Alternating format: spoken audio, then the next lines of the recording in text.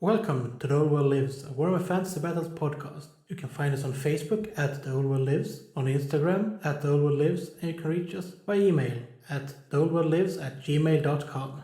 And now, on to the episode. Hello and welcome to episode 20 of The Old World Lives, a Warhammer Fantasy podcast. And this is quite impressive that we actually managed to release something this close to the previous episode. So I just wanted to make sure to mention it, that we actually do record stuff. We actually do release stuff, even though it might be a bit infrequent. With that said, with me tonight, I have Niklas. Hello. And no one else, because no one else could be bothered to show up.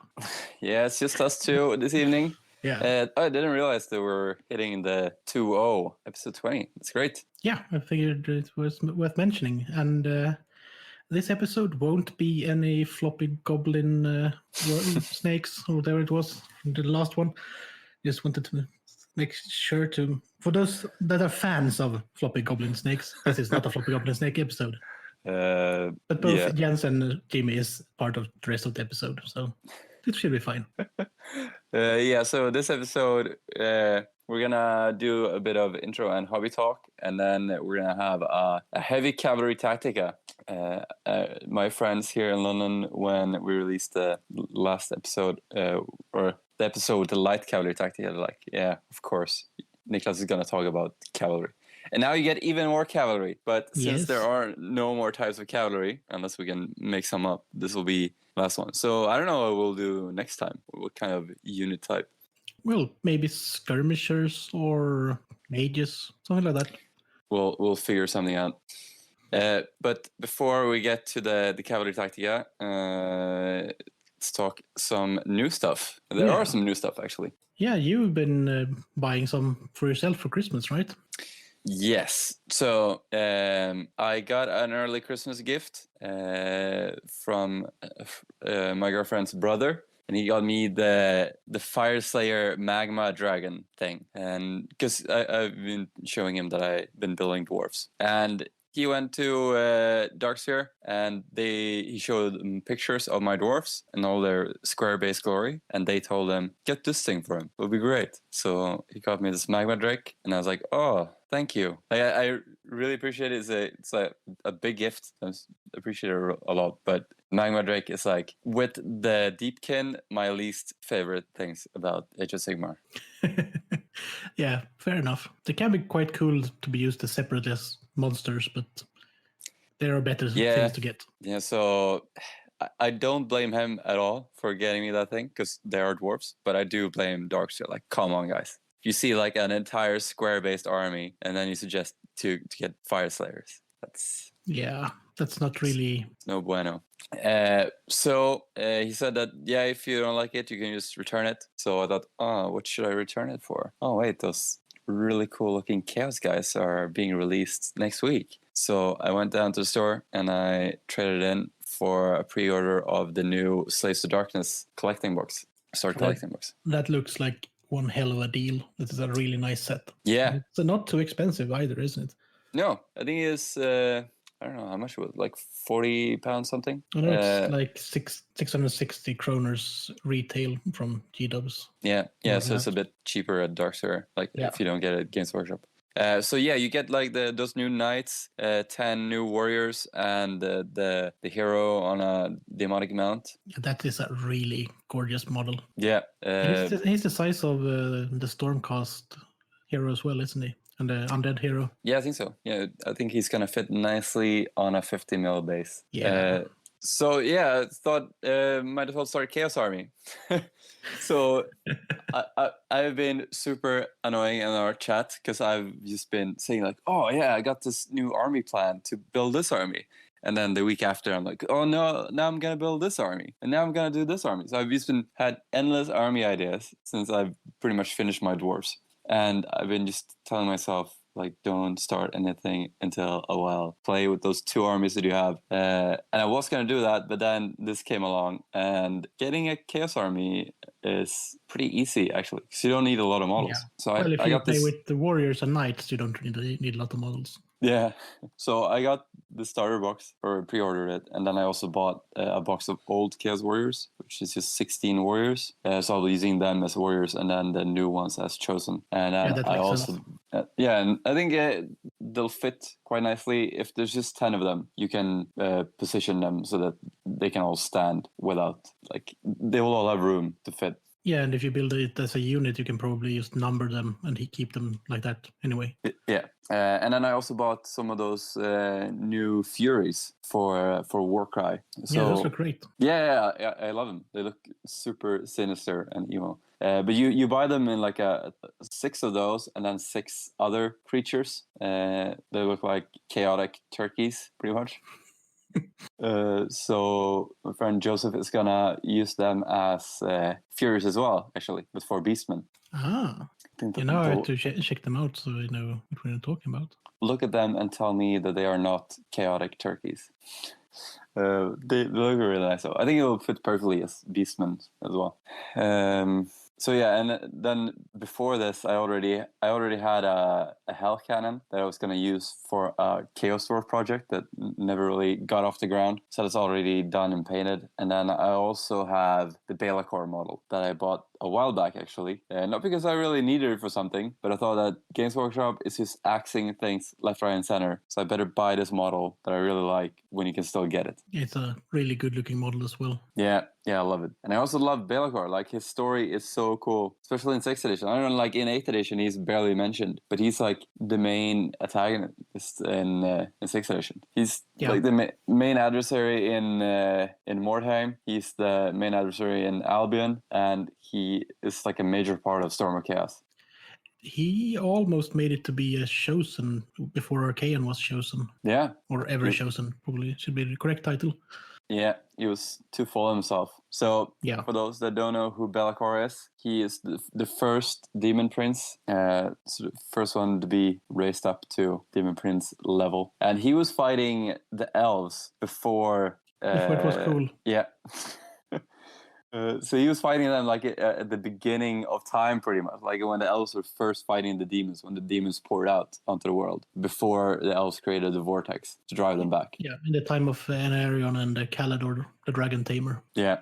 When the dwarves were burrowing down and hiding until they found a way to fight back, basically. Yeah, so he was like leading massive armies, and he was a total badass back then. And then I think 500 years before Sigmar, he was just so full of himself, and he thought that like mortals and humans were just ants pretty much, and he could do whatever he wanted with them.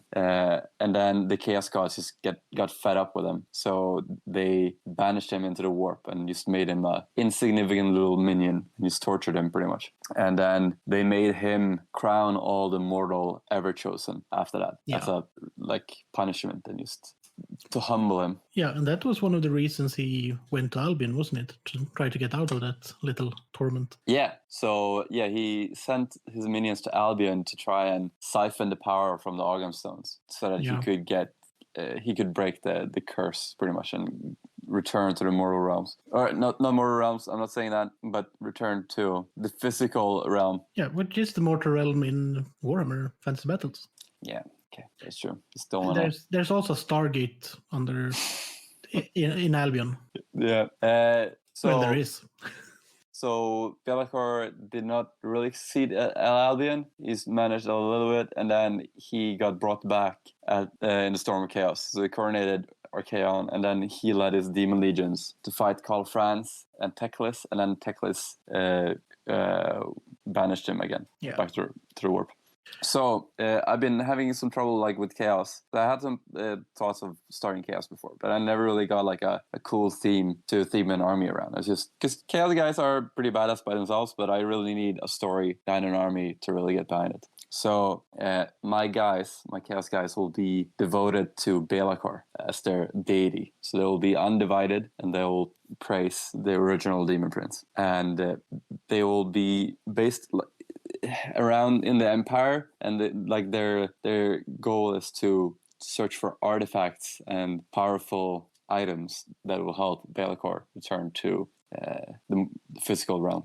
That sounds So like a good place to start with that theme. So it's a bit like the orcs in The Hobbit, in Dol Guldur. They used to serve this immaterial evil guy and does his bidding.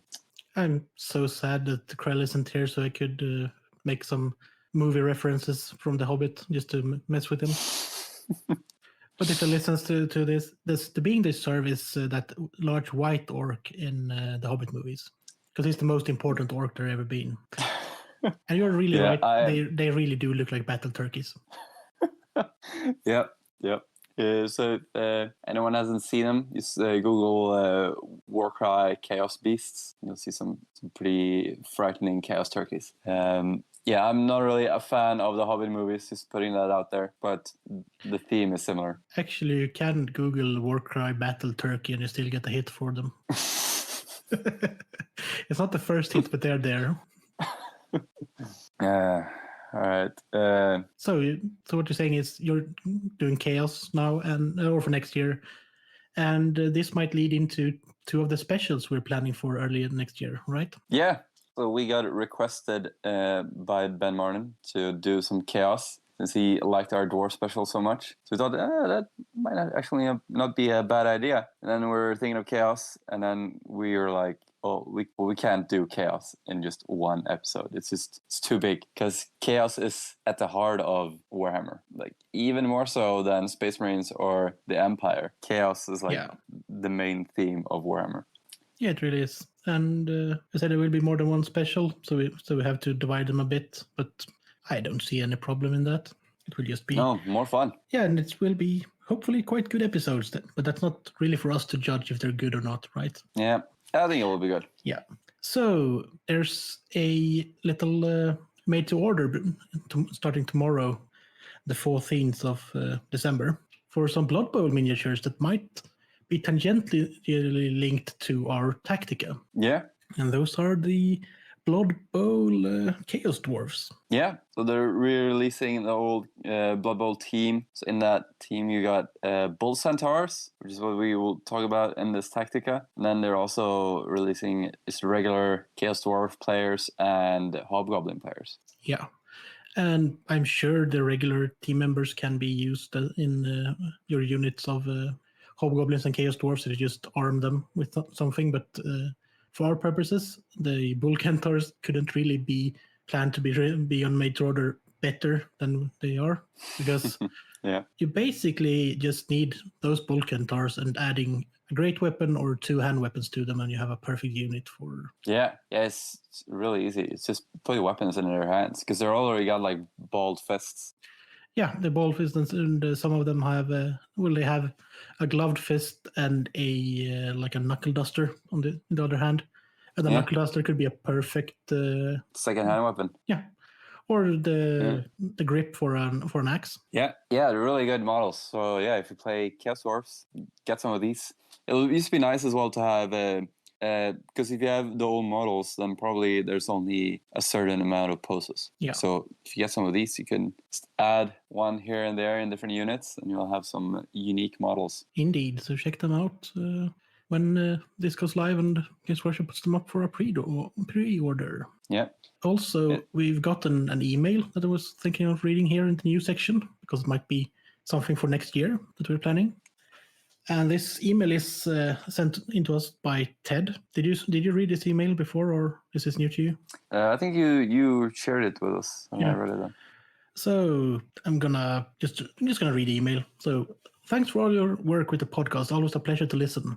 I have a humble suggestion for next year. I listened to the 40K podcast Splinter Mind, Dark Elder focused, and during 2019 they run something they called the Archons Challenge on their Facebook page. The purpose is to get people's stuff painted and to get more engagement with the community. So each month there is a theme, heavy support troops, characters, or whatever, posted in a thread on the Facebook page. Each participant then posts a pledge photo description at the start of the month, and then hopefully post a picture of the finished models before the end of the month. In the following episode, the podcast host goes through the month's results and praises those who made it and mildly ridicules those who failed. That's his words and not ours. And he mentioned that he has found this as a great motivator, and can also say, I can't remember the last time I painted this many models during 1 year. As I need to get started on my fancy miniatures, I selfishly propose that maybe the Old World Lives could run something similar. And then it says, "Tack, Ted." So we've been sounds talking like about a great this. idea.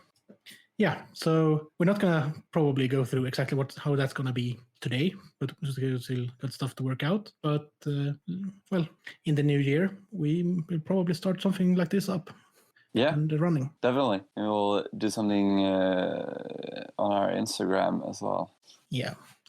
So the method of the madness is not set, but the balls. Yeah, sounds like a great idea, though. Yeah, I used to run this on the Bolter and Chainsword forums back in the day for 30k. So I missed it a bit. So it will be a fun thing to get back into, I think. If nothing else, Nice. It might actually force me to paint something.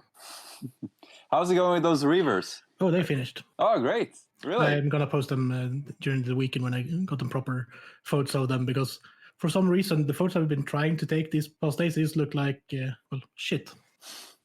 So. Yeah, it's the worst, like when you're sitting and painting something really close and then like you're really happy with it. Yeah. But then when you look at through a camera lens, like you can never really get it right. So annoying. Yeah, and the fact that I've been pretty much trying to take a photo right after finished painting, not even letting my eyes rest or anything, and using the same lighting, and the eyes are still that messed up from the bright lights.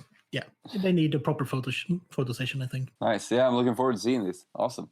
After that, I need to find something to try out my new brush set from Artist Opus on. So nice. maybe just paint a casual dragon just to try them out, because using them on a Shadow Warrior isn't that much fun, I think. Yes. Yeah. You gotta take some nice photos and post them on Instagram, and then you will knock down that meme, the highest point. Oh, it's the meme still the most liked post on our Facebook? Yeah.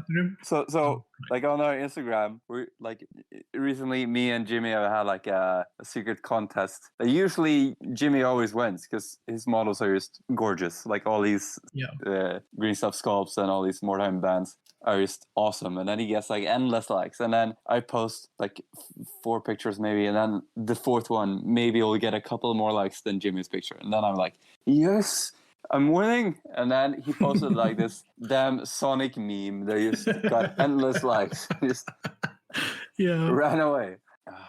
Yeah, hopefully we'll have an actual Warhammer model be the most liked picture now. Well, hopefully. Or we just have to become a meme account and just post memes instead of photos of miniatures.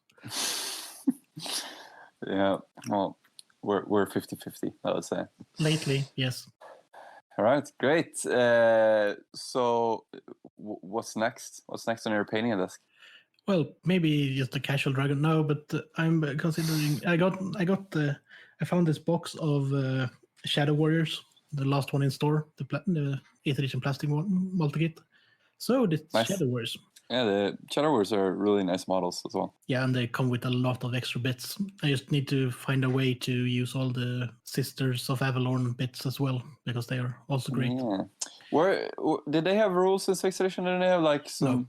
No, only handmaidens. Yeah, that's what I was thinking about. But maybe I could use some of those bits, combine them with the spare Eternal Guard, Way Watcher, whatever they're called, the Wanderer kits. And maybe do some handmaidens. Yeah, definitely. I was thinking like you could definitely mix the Wood of Glade Guards and the Shadow Warriors. They should be. Yeah, you just have to carve off the front of them or back of them. Yeah, because they have their. Yeah, because they're 2-part chest pieces. One back with the back piece got the cloak, and the front piece got the emo nice scarf. The nice armor. The emo scarf is for the Shadow Warriors. All right. Might need to find some other heads and not just run with the helmeted Shadow Warrior heads, because they look a bit too same for a ranger unit. Yeah. Do you have any spare elf heads? Maybe I could send you some from the Chaos box. I love that they got spare elf heads in that kit. It's gonna be fun to paint some dead knife ears. A friend of mine sent some dead dwarfs from the Mantic zombie kit to me that I could put on bases. Because when it's just like a cleaved skull with a beard, it pretty much looks like a G-Dub helmet anyway. Nice. Awesome. So, you want to do a brief note on the next segment before we move on? Yeah, so as I said, we've done a light cav Tactica. Do you know which episode that is? Just straight off the bat. That was a while ago, I think. I would guess it's like episode 15, maybe? Yeah, episode 15. Episode 15, Tactica Fast Cav and Poland event recap from June this year. My pod number game is strong. So yeah, you should, if you haven't heard that, then you should go and check out that episode. We make a few references to it in this segment. Some units that would fit in as either light or medium cavalry. The Wild Riders of Kurnos is one of those that are referenced in both of these tacticas. Yeah. But mainly discussed in the light cavalry tactica or fast cavalry tactica. Yeah. So yeah, we will go through all the units and all the army books, all the heavy and medium cavalry, and discuss a bit how to use cavalry in general and how to use specific units in different army books. Note, this isn't the end-all be-all tactica for cavalry because, well, we're probably not the most knowledgeable about all of the different cavalry types. This is more of a like a pamphlet on these are the units, these are how they work, these are what they can take, and this is some uses for them, like using some as main troops and some as just support troops. But we hope you like this tactica, and if you got any notes, send them in because we can always discuss them in the future. Yeah, I just want to say thank you to everyone who's writing into us as well. It's awesome. Keep emailing us, keep sending stuff on Facebook, keep posting on our Facebook page. It's really nice, and it makes us all really happy. Our knights are our most potent weapon. No better knights can be found in the old world or beyond, and they are rightly feared by all who oppose us. A Baron of Baston, on the pinnacle of knighthood. Hello and welcome to this, our second special Tactica segment. And this one is a straight follow-up on the last one, because this one is a cavalry Tactica again. And let's move over to Niklas so he can introduce what kind of cavalry we're talking about this time. Yeah, this is, as you said, the follow-up to the light cav. So this is the heavy cav. This is right up my alley. I love playing with cavalry, and you seem to see it everywhere in most armies. And it's a big part of the game. Some call 6th edition or 7th edition cavalry hammer because they are just so useful because of the set movement speed in this game. So light cavalry is very agile and usually very light, of course. And we explained that in our last Tactica, how you use them. And they're mostly units you have on the side of your army and would just support your army, but they're not really a focus point and they won't really go straight up the guts. Medium and heavy cavalry are more like the center point of your army, and more of your tactics will revolve around using these. So the biggest difference between medium and heavy cavalry, so of course their armor save. I would say that medium cavalry is 3+ save and above, and heavy cavalry is 2+ save and lower. So usually stuff that have 1+ save, like Empire Knights and stuff like that. And the big difference between these is that usually you can have heavy cavalry just standing around and take some fire and not risk having them blown away. But medium cavalry, if you leave them out exposed for too long, they'll just wither away from enemy fire. And even bow fire and stuff like that, because a 2+ save and especially a 1+ save is way better than a 3+ save. Yeah. What do you guys think of heavy cavalry and medium cavalry? Well, I think what you said is pretty right. I mean, 3+ save, I would give that to medium cav, and 2+ save and better. Yeah, that's your shock cavalry. Yeah. Also, cavalry depends, of course, like how you use them depending on what army you play with them. But I would basically put them in 2 categories, either a defensive heavy cavalry unit and an offensive medium or heavy cavalry unit. You will usually find medium cavalry in offensive armies and heavy cavalry in defensive armies. So the Empire, for example, you would have like a gun line, and then you would defend the gun line with some heavy cav, while other more aggressive armies used to have more medium cavalry units, like Kislev or Orcs and stuff. But to make this thorough, we will go through pretty much all the heavy and medium cavalry units in the game and give our viewpoints on how they are generally used and how we think you should use them. Indeed. And as we've noticed, Some armies have quite a lot of them, and some armies have, none of them. But that's because they're too short to ride anything. Or too furry. Yeah, they're practically beasts themselves. So the first army that we're going to start with is the classic Orcs and Goblins. I know I say classic Boo, with hiss, almost... boo. I say everything is classic in Warhammer Fantasy, I noticed, but it is. It To be is. everything fair- is so iconic. To be fair, we are talking 6th edition fantasy, so by now they are classics, given their age.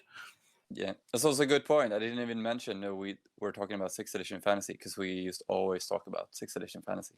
It is the best edition, so why talk about anything else? Wait, there's other editions? Not in our world. They started on 6th edition and felt it was perfect and never looked back.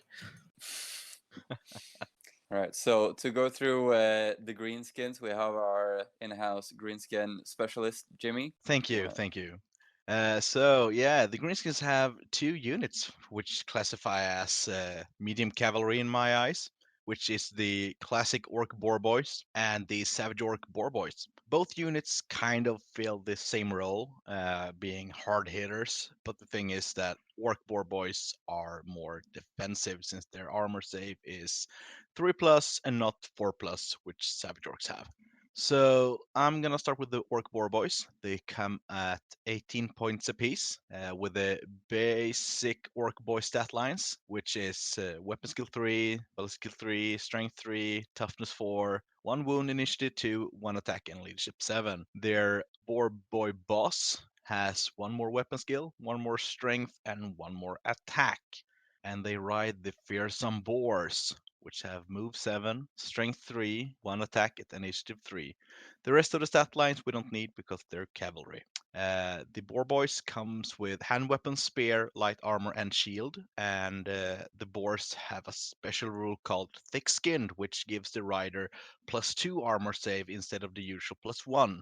So they're basically barded, which gives them a total save of 3+. And they also have animosity, so if you have 5 or more boys, they're not going to be so fun to play with. And yeah, They're gonna be even more fun to play with. well, they could possibly be more fun to play with. To be fair, they all- I've been on the receiving end of your animosity roll, so to speak, and there's seldom anything happens other than, oh, this one passed, this one passed, this one passed, and this one just not going to move this time. Yeah. Also, they also ignore Goblin Panic. Woo! I also see that they have a special rule, Tusker Charge. What does that do? Yes, Tusker Charge gives them +2 strength when they charge, which is the boars only. So strength 5 boars on the charge is nasty. Yeah, that's good. Yeah, Yeah. it means the boars are more dangerous than the riders. Yeah. They're equally dangerous if you manage to upgrade the Orc Boar Boys into big guns, which they can do for 4 points a model. But the bad thing is you need an equally sized, well, not equally sized, just as many normal Boar Boys as you have big guns in total. So if I have a unit of 8 Boar Boys, which I want to make big guns, then I have to have 8 or more normal Boar Boys in my list too. Yeah, I always found So- that a bit annoying. You have to Yeah, have same. just like a tax boar boy unit. Yeah. So I very rarely, if ever, see Orc Boar Boys big guns, because when they're upgraded to big guns, they get Weapon Skill 4 and Strength 4, which is, well, it makes them even harder. It's like they get Strength 5 on the charge, normally Strength 4 otherwise. Still 3 up save, but Weapon Skill 4. That's a good thing to have when you're a medium cavalry. Yeah. And thing worth noting about them, they're movement 7. Yeah. So they are a bit slower than horses. Yeah, but most often horse cavalry have barding, so they also get move 7. Except for your horses, Niklas, because they have movement 8. Yeah, they don't get that sweet 1+ Empire save though. Yeah. And on the plus side, Orc Boar Boys can have a magical standard up to 50 points. They don't have to be big guns to have that. That is good. Yeah, there's this Yeah. one banner that helps them against shooting. I can't remember exactly what it does. It's -1 shooting them. Yeah, -1 ballistic skill or -1 to hit. Yeah, that's -1 to good. hit. Yeah. So we're noting with boar boys as well, they're a special choice. So Yeah, special choice is a really crowded place for the orcs and goblins. yeah, so you can't really make a full boar boy army. No. So these will usually work on the flanks, right, instead Yeah. of going up the guts. Yeah, it depends on how you build the list. With the orc boar boys, you build the unit in two ways. Either you have like between 6 and 8 models in one line going full out attack in the front. Some people I've seen doing between 12 and 15 orc boar boys for a big unit. Sometimes it's because they want it to look intimidating, but I know that it's kind of a point sink. It's really expensive. It's like gonna be 18 points a model. That's not gonna hit that hard. I mean, because they won't be big guns. Yeah. But yeah, units of between 6 and 8 is really good. They're good at keeping the flanks safe. They can help you hitting units in the middle of the battlefield. So in my eyes, they're a good unit to give support flanking charges to my normal boys units. Yeah. And the savage cousins of the Yeah, boar the boys? savage cousins. The difference is the armor save, of course. They start at 17 points each. They don't have light armor. They only have hand weapon and shield. Yeah, they don't have spears Yeah. either. Nope. Oh, we forgot to Nope. mention that a spear gives Yeah, +1 strength in a they have charge. So that's yeah, they have to buy the spears, but they can also buy war paint for 3 points a model, which gives them a 6+ word save. yeah. And just like their normal boar boys counterparts, they can also be upgraded to big guns if the criteria is met. But the fun thing is they have frenzy, which can also be their demise because it's easy to bait charge them. They're leadership 7, right? Yeah. Yeah. Does that matter though for frenzy? Isn't it just always? Oh, you have it's to not a charge? leadership test. I don't know. Edition bleed No, is a you real have thing. you have to charge if you're able to charge with frenzy. Ah, okay. Yeah, then they're extra easy to bait because leadership doesn't matter. Yeah. Yeah, 2 attacks though. Yeah, 2 Frenzy. attacks. Yeah. And if you I've been running them before. It was at the end Cool.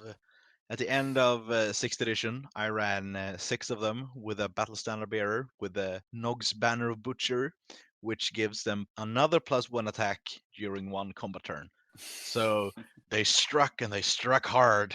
Truly savage. Oh yeah. It was a point sink still, but it was fun. It was for a fun game. And I lost all models in that game.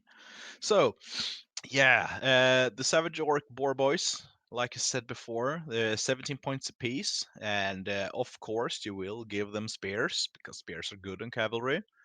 And I would say giving them war paints is a good thing. So they end up at 21 points per model. So they're very close to the same points as Empire Knights, I think. They're like 21 or 23. I will look it up now. I think it's 23, right? Might be more actually. An Empire Knight is 23 points. Yeah, you're right. Yeah, so they're very close points wise, but they're all the Savage Orc War Boys are also special cavalry. No, special units, since they are they're second only cavalry unit. And yeah, I don't see myself fielding Savage Orc Boar Boys unless I do field such an army, which in case I would kind of treat them like I would treat the Orc Boar Boys. Yeah, they are So, pretty similar. Like their yeah. role is pretty similar. Yeah. So I would say if you use Savage Orc Boar Boys, keep the units at the center of your army. You wanna kind of protect them from baiting units. Because if they stay at the flanks, the enemy will send their fast cav and flee when they get the chance. Yeah, they're really good to keep fast cav away from your flank of your horde of charging orcs. All right, so speaking of Empire Knights, should we move over to these guys? Yeah. These, I guess, are like when you think of heavy cavalry in Warhammer Fantasy, these are the first thing you would think of. Chaos Knights. Yeah. So what makes these guys truly heavy cavalry is that they have a 1+ save. They have full plate armor, shield, and a barded warhorse. They got warhorses. Since they got barding, they are movement 7. They are strength, weapon skill 4, strength 3, toughness 3, 1 wound, initiative 3, 1 attack, leadership 8. So pretty standard humans. They got weapon skill 4 and leadership 8, which is decent. They are armed with lance, hand weapon, and full plate and shield. As you said, they are 23 points. You can have a full command for 40 points, and they can have a magic standard worth up to 50 points. These are core choice though, which is really good. So you can have an entire army of knights if you want, or just fill up your minimums with knights. They make your army really versatile and frees up all those delicious special unit slots, pistoliers and cannons and what have you. And very important thing with knights, knightly orders, just like the orcs, you can upgrade them. These guys don't have any restrictions on that though, so that makes it even juicier. So you can become Knights of the Inner Circle. 1 unit of knightly orders in the army may be upgraded to Knights of the Inner Circle at a cost of 3 points per model. The knights in the first knight in this unit are strength 4, so that is awesome. So the same cost that you upgrade to have Warpaint in your Savage Orc Warboys, they become strength 4. So that means they're strength 6 in the charge with lances. So that's pretty good. What do you guys think of Empire Knights? It's the best. Can they take magic banners too, right? Yeah, up to 50 points. And is it one unit can take a banner up to 50 points, or is it any unit can take a banner up to 50 points? Any. Mm. So I think the Empire, their magic banners are all right. They're not great. Yeah, there are some. I mean, some useful combos. Yeah. Yeah, But- I often see the Banner of Steel, which removes the penalty for having barded warhorses. So Isn't it just they plus a practically- D3 charge move? Oh in the yeah, 50 different yeah. book? Oh yeah, that's right. That's right. That's still a good thing to have. Yeah. Yeah, that is Yeah, good. it's very useful on a big unit of knights to make sure that they can reach their target. Yeah, and especially when your opponent expects that you're out of charge range and just deploys 1 inch away, or like 29 inches away then. So you wouldn't be able to charge in 2 turns. Cavalry standoff, the man with the The steel steel banner. standard wins. Yeah. Yeah. So usually with Empire armies, you would have, let's say you either have people either have a gun line and then they have knights to protect the gun line. So if you try and charge the gun line, they will charge you first. Or you'll see an Empire army with just all knights and they will just march up and destroy you. Yeah, and you can put a Templar Grandmaster in the unit to make it immune to psychology, which is pretty useful. Yeah, it is very good. Leadership 8 will not always hold. So the Empire also has Knights of the White Wolf. So this is another unit instead of just being another order of the same unit. And they do have some different equipment. Instead of having shields and lances, they have cavalry hammers. Remind me, what does that cavalry hammer do? It's hammers. plus 2 Cavalry strength on hammer, the charge, yeah. and then plus 1 strength for the rest of the combats, right? Or is it just Yeah, plus 1? and I don't plus remember. plus 2 on the charge and plus 1 on the other turns. And they strike at initiative order. Yeah, initiative 3 though, but you'll strike before orcs, I guess. Yeah, Yep, you'll be dwarves. charging. And so- dwarves. Yeah. And these guys can also be upgraded to be Knights of the Inner Circle. So you can have 2 different knights as Knights of the Inner Circle in your army if one of them is Knights of the Yeah. White Wolf. So it's pretty decent. Yeah, this unit is 0 to 1, right? Yes. Yeah, Unless so you play the Middenheim army list. yeah, I always thought it was a bit strange that they would have Knights of the White Wolf as a specific unit instead of just... Yeah, but they are quite a bit different with the hammers and the beards. But yeah, I think they could just have made it an upgrade. Like you can either take a lance and shield or a cool hammer, Yeah, like a man. yeah, because then you could try and fit in some other cool knightly orders as well. Yeah, Maybe Knights of the Broken Sword would have great swords instead of something. yeah, a bit more change. But I guess you could do that. You can put them as Knights of the White Wolf in your army list, and then just arm them with cool great swords if you wanted to. Yeah, that is true. Yeah, they're the classic heavy knights. They're very iconic. Yeah, these are the ones you're not really supposed to send them up to tar pit units because while they do have a 2-up save, anything with like armor piercing or stuff like that will eventually chew through that. But you can send them against strength 3 stuff. Pretty handy. Yeah, it really does make a difference to have a 2+ instead of a 1+. So. Yeah. But they do hit harder if you get them into something squishy that you're not hoping to break in one charge. You can do some work in the next turn and the next turn. Yeah, and speaking of Inner Circle, what do you guys think of that? Would you always try and upgrade to Inner Circle? These guys, I probably would. Yeah, yes. It's worth it. Yeah, I would too. Strength 4 is so much better, and especially with lances and cavalry hammers when you go in strength 6 instead of 5. Yeah, it's not that expensive unless you run a very big unit. It's not that many points to push it up. Yeah. Push out a few spearmen out of your army and give them Inner Circle. Speaking of unit sizes, what kind of sizes do you normally see, and what would you field?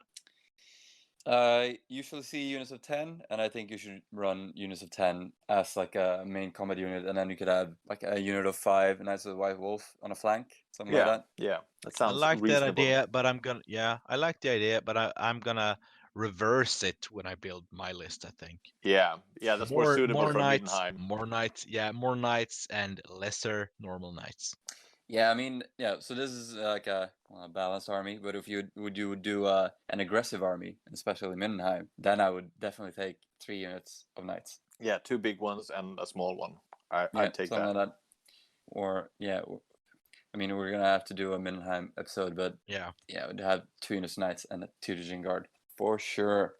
What's the madmen running forward? White Wolves, they can also take a Magic Standard, Oh, yeah. Yeah. Sweet. Yeah, so you see, as we were talking, like there's so many ways you could run these guys. The orcs are a bit more limited. You would usually use them as flanks because they're special. You can't be as flexible with them. And with these guys, you can really do anything, and they add a lot of versatility to the Empire list. All right, anything more to say about Empire Knights? Yeah, they are the gold standard of knights, I think. These are the baseline of what every other cavalry unit is measured against. 1+ save and a lance and movement 7 is and often strength 4. Yeah, that's what you want. That's not always what you get in other armies, but that's what you want. That's what you're aiming for. Yeah. All right. So let's move to their northern neighbors. This is my area of expertise. The Kislavites. So the Kislev, they have two medium cavalry units, really. They don't really have heavy cavalry. As Jimmy said, they don't have barding. So they're stuck at a 3+ save with heavy armor, shield, and mounted. The regular winged lancer comes in at 24 points. So it's 1 point more than an Empire Knight. For this, they have the same stat line. Weapon skill 4, strength 3, toughness 3, 1 wound, initiative 3, 1 attack, leadership 8. And they also have lances, but they have the special rule Glorious Charge. So when you charge a unit, they have to take a leadership test or they will run away. Very useful. Yeah, very useful for when you want to scare something away. Not as useful if you want to get stuck in the army, because it could mean that you fail your charge and then you just trot slowly forward and you can get shot or charged or something. That is inconvenient. Yeah, but it only really happens when you charge units with low leadership, and then it doesn't really matter that much. I did scare off a unit of ogres once, like the mercenary unit, like a full 5-man unit just ran off the table. So that was pretty hilarious. Was it Golfags? Yes, yeah, those guys. That's just brilliant. Yeah. So yeah, it can work against some units that the enemy would really like to stay as well. So these guys are obviously also core units, and just the way the Kislev army works, you'll usually be fielding lots of these units. I'll usually field them in units of 10, 2 ranks of 5 with full command. I did experiment a bit with units of 8, but I found that they didn't really have the staying power. Because if you lose one guy, then you lose your rank bonus, and you get pretty low unit strength at just 7 horsemen. But 9 usually does the trick, and then you still have a rank, and they survive longer, obviously. So I think that units of 10 works great. And because they don't have barding, it really does help sometimes that you are faster. Even if you lose that armor save, it really helps to get across the board quicker. And they work really great with the light horse in this army book as well. They can just help them get across the table. So kind of like the Empire, they also have like an upgraded version, but this is a separate special unit, the Griffin Legion. They are a 0 to 1 special unit choice, unless you have the Sarina, and then you can have as many as you want up to the special unit limits. So like the Empire Knights, they are strength 4, but they are also initiative 4, and for only 2 points more than a regular knight. So you really get good value for your points with these guys. I used to have 6 of them that I would throw at heavier units. I would use them as my tank busters and just crush other heavy cavalry units. Because that strength 6 really helps with dealing with heavily armored units.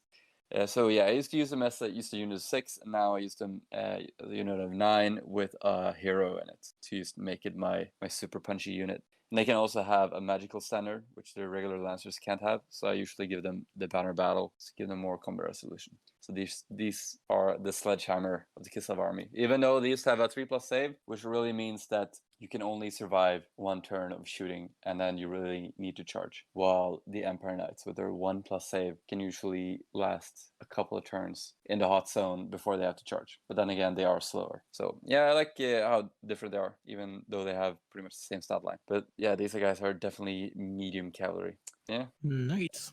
That's a good summary of the Kislev ones. Yeah. Yeah, I had experience using them. Too bad they never got a bear cavalry unit in 6th ed. Yeah. Speaking of Tsar Boris, could just mention him on his bear. You could have him in a unit of lancers, but he's movement 6, I think, on the bear. Yeah. So you would slow them down a bit, but he is pretty killy. As I said, they should have gotten an entire unit of that used to support him. They did in War Master, didn't they? Yeah, I think they had like packs of bears in War Master. Yeah. It's awesome. We'll just have to wait for a new edition. I'm sure Kislev is right on the top of the priorities for that edition. I have heard strong rumors there will be Magnus the Pious' age, and then they will have to make Kislev. Are those rumors based on what you said in our released segment of what we wished for a new edition? Yeah. I have a point of reference, and therefore it is true. All right, so yeah, that's Empire and Kislev done. What's next? How about some other humans, perhaps? And these are these are for hire, basically. Oh, that means I can have them. Yeah, pretty much, if you want to. But what you do in your spare time, it's totally up to you. Yeah. So these are, I'm just going to say that we are going to do a full rundown of this book later on. But since we're doing heavy cavalry, we can't really do without mentioning the unit called Heavy Cavalry from the Dogs of War book. Goes without saying. And these are the cadet sons of nobles from Bretonia. The Empire and Tilea formed the shock cavalry of most mercenary armies. Kislevite winged lancers are sometimes employed and are much renowned for their swift maneuvers. Ooh. So these are, as we said, for hire. And they start at 19 points per model and have a stat line of... Weapon skill 4, leadership 8. It's the only thing that matters. Weapon skill 4, leadership 8, and the regular war horses with movement 8. So it's a decent price. Yeah. 19 points. 5 points, 5 models plus in a unit. And they come with a hand weapon, lance, heavy armor, and shield. And they may upgrade to have barding for their steeds for 2 points.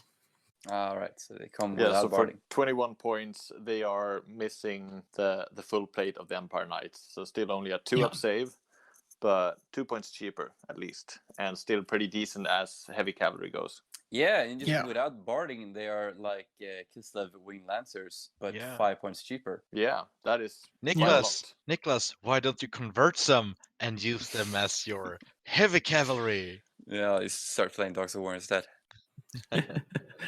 No, just get some regular Empire Knights and glue a wing on the back of them. Use a Pegasus wing. Or just random wings you find in other kits. Just feathers, wings, whatever. The dark angel ones from their bikes from the but these are basically stock standard knights. They're not the best of the knights. They're not the best of the cavalry. They're not the worst, so to say, but they're affordable, and makes it possible for armies that might not have cavalry to have cavalry. Yeah, and they're a core choice as well, right, in the Dogs of War list. Yep. Yeah, so super versatile army list. They also have a light cavalry unit, but I think we mentioned that in the other special. Yeah, also super versatile units. You could create any kind of force with this if you want faster cavalry with lances or heavier cavalry. Not as heavy as the Emperor Knights, but I mean, they are a lot cheaper. Yeah, I was going to mention here that light cavalry starts at 11 points, but they come without armor, so might be why. Yeah, well, mine don't have armor and they're 17 points. Fair enough. These are, well, if you add a spear and bow to them, they're up to 16 points, and then 19 points, I think, with a shield. Yeah. Because you can have spear, bow, and /or shield, so you can kit them out for multi-purpose unit. But these are not heavy cavalry. We mentioned this, and of course there are other heavy cavalry units that are regiments of renown in this book, but they will be talked about in the Dogs of War special with people that actually know how to play Dogs of War, hopefully. Yeah, I don't think there's much more to say about the heavy cavalry unit. They're just a very generic heavy cavalry unit, very useful, good price, not as heavy as Emperor Knights, not as shocking as Kiss of Knights, just dudes and horses with lances. Yeah. So, shall we move on to the Islanders then? Yeah. Yes. Pointy ears. Yes, and these are obviously for high elves, and we're gonna start with a really well used unit for high elves because it's a great flanking unit, and that is the Silverhelms. And they got elf stats, and they got elf forces stats, so they got movement 9 instead. Yeah, what's their weapon skill? Well, they got a weapon skill of 4, and for some reason a bliss skill of 4, and initiative 5, so they can be quite useful with a leadership of 8. Yeah. Strength 3, toughness 3, and 1 movement. Yeah, as I said, elf stats. And the only difference is that their horses are elven steeds, so they are faster, basically. Yeah. So what are they armed with? They come in a unit of 5+, so which is quite nice when they don't have the upper limit, but you're usually going to play them at 5-6 models as a flanking unit, that is. And you have a hand weapon, lance, and light armor, and they ride a barded elven steed, so there's a bit of a penalty there. But you can give them shields and upgrade to heavy armor. Both those options cost 2 points. And then they have the options of the regular command. But they also got a nice little bonus rule for one unit in the army, which they share with Spearmen, and that is first among equals, which is an upgrade that costs no points, but can only be given to one unit of either. So you can't have all of the units being first among equals. And that is one unit of either Spearmen or Silverhelms may be given a magic standard worth up to 25 points. Yeah, that's good. Which isn't bad. Banner of Battle. Yeah, which isn't bad for a 19-point base core unit. Yeah, so they kind of start out as medium cavalry, and then you can upgrade them to heavy cavalry, heavy armor and shield. But they got barding. They got a 2+. They got a regular barding. Isn't that Ithilmar barding? No, that is for Dragon Princes. All right. And for 25 points, you can give them the standard that either makes them treat difficult ground as open ground for purpose of movement, which is the Banner of Illyrian. That is great. Or the Lion standard, which is the unit is immune to fear and terror, but that is more useful for a Tarpit unit. Yeah, they have some great banners, the elves. Being a core choice, I think you'll see this in a lot of high elves armies. Yeah, they are almost something you have to take, so to speak. Even if you don't really think anything is a must-have, you really must have them. Yeah, if you're not having any other cavalry unit, especially, it's always great to have a cavalry unit, and they're just very customizable. That you can choose what equipment they have, and you can give them magic banners. So they're a great choice. Yeah, and if you make a larger unit and you put a commander with a battle standard bear upgrade in it, you can make it hit quite hard or fit a special role as well. So it all depends on how many points you want to put in these. And since they're core choice, you can have as many of them as you want. Yeah. With that, we're going to move over to the 0-1 special choice, which is the Dragon Princess of Calidor. They're a bit pricier. They're at 26 points a model base. But you gain weapon skill, initiative, and leadership for that. So what's their weapon skill? Weapon skill 5, initiative 6, and leadership 9. Yeah, it's really good. Still strength 3 because they're elves. Yeah, I think that's their main problem. Yeah. Gorgeous models, though. Yeah. That's what we said. Still But they riding, also still have steed. they have the dragon armor, right? Yeah, that is heavy armor with flame-proof upgrade, basically. Oh, really? I thought it was 4+.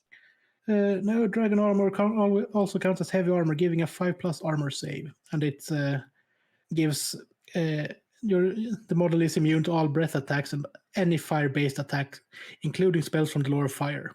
That's what it is. Oh. So it's situational, quite useful, and it's quite a cheap upgrade for any character as well. But it's not a mage. All right. But these guys have Tilnor Barding. Yes, they do. So they have full movement.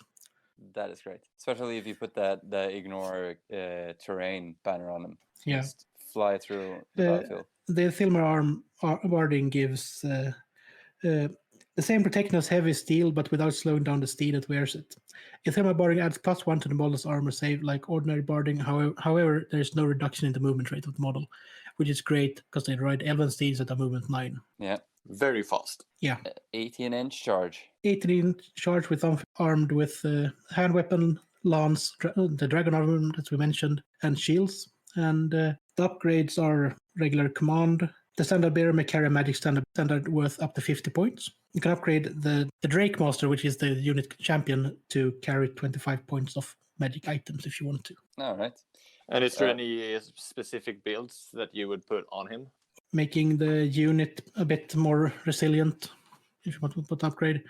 But you can also put some lovely banners that just makes them more durable to magic. Could give the unit champion like just an enchanted shield. It's just 10 points or something, right? Yeah, useful in a challenge. Yeah, it's a cool upgrade. I really like it that the unit champion can have magic items. Yeah, and if you see that it was the 50 points for magic banners unlocks some quite nice banners that are both useful and somewhat situational depending on which one you choose. Yeah, it can make them very expensive as well if you put on a 50-point banner, give him a magic item, take 10 of them. Yeah. I keep thinking like, then you can take a war banner and the ignore cover thing, but then I realized that they're not dwarves. They're not that cool. No, you can just use the banner that would have been really useful in a game that I and Jimmy and Christopher played, which is a standard of balance that just makes it completely immune to all psychology. And any unit that they attack are also immune to psychology, which means they lose frenzy. Ah, nice. So, as I said, it's situational. There's also a banner that basically fucks over demons and undead for 40 points. Yeah. Situational, but cool. Yeah, because that banner was made during the War Against Chaos, the first one. So, it's really cool. So Elven Cavalry, I would say they both require a bit of finesse. You can't just slam them into a unit and hope that you break them. You got to use them at the right moment. There are builds that make you able to use a basically full cavalry army, but that is something that you really need to practice on how to play it, because they're not the most durable. They're all 2+ at most. So and they're all expensive. 3. And expensive. Yeah. Fully, Definitely worth sticking in your army, but you probably won't do a full cavalry high elf list. Of course not. All right, should we move on to their evil cousins? Yeah, that might be a good idea. Are they evil, though? Aren't they just misunderstood? No. Stop playing into Rene's hands. No, but I like doing so. They are for sure evil, sadistic bastards. And time to mute Jimmy. Yeah, bastards. I agree, but they're not evil. Yeah, I guess like in a Warhammer Fantasy world, no one is truly evil. But the Dark Elves have one heavy cavalry unit. Oh yeah. And I would definitely say it is a heavy unit. Oh yeah. And one that is almost impossible to rank up in 2 ranks if you use the Aethed models. If you don't want to make it looking really stupid and have the models right on the front, right on the back of the base. You could have them like really awkwardly leaning to the sides. Yeah, that looks just even worse. All right, so these are these the are cold one knights. yeah, the cold one knights that are even more expensive than the Dragon Princes. Oh, just a note on Dragon Princes while we're still so close to them. The best version of Dragon Princes are in the War of the Beard list. Just have to mention that because they actually still ride dragons. The heaviest of heavy cav. Or well, drakes, which are lesser dragons. Yeah, but the Cold One Knights are 29 points base. Got a weapon skill 5, a leadership 5, and leadership 9, and Oh, high leadership.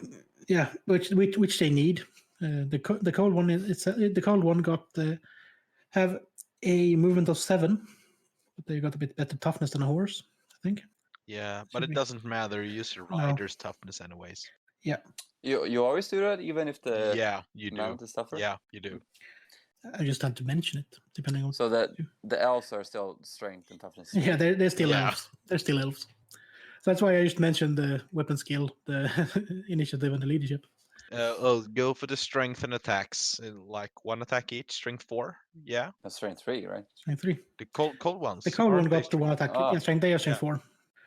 And 5 unit size 5 plus. Weapons and armor. They got a lance, hand weapon, heavy armor, and shield. And then that's what they ride. Cold ones. You can upgrade to regular command, and the standard bearer may carry a magic standard worth of up to 50 points, and that is every unit of a cold one knight if you Nice. want to. That's So no great. addition to that. Special choice, yeah. Yeah, special choice. And as I said, there's no 0 to 1, so you can do everything Nice. for one night if you want to. They do cost fair, right?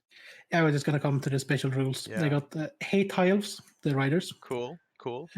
stupidity, which is That's so cool. We like this rule. cause fear, and thick-skinned. And thick-skinned is what cold one has.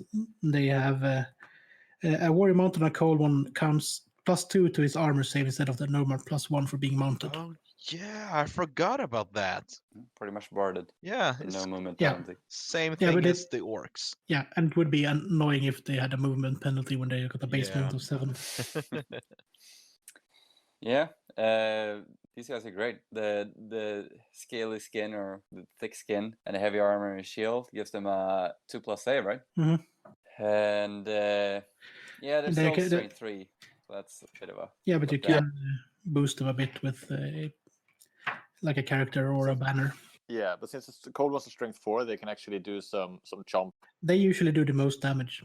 Yeah, Yeah, that's true.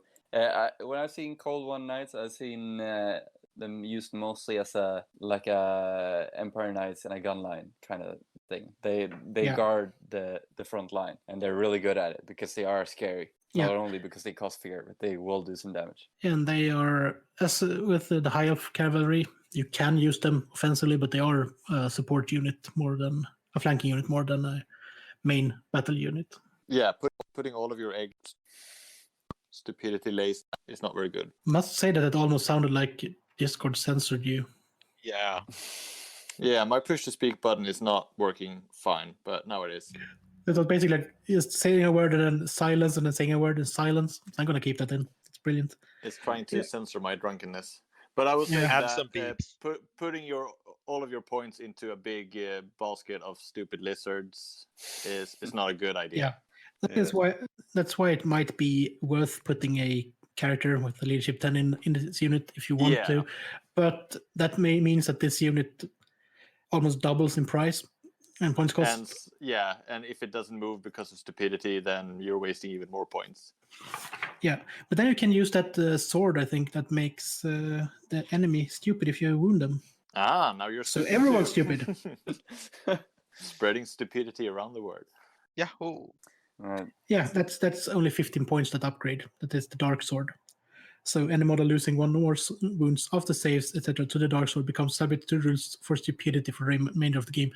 And could someone just enlighten our dear listeners on the rules of stupidity if they're not familiar to it? Yeah, at the start of your movement phase, you take a leadership test. If you fail, there's a 50-50 chance that you stand still or move at half your movement rate in the straight line forward. Yeah. It's bad, okay? Yeah. Which And is, I don't know if I think that in 6th edition, if you move into a friendly unit, they can't move either because they're like, "Hey, what are you doing? Get away from me!" Hey, I'm walking here. Beepity boopity boo. Everyone becomes everyone becomes a an part of adventurer. Family Guy. Yeah.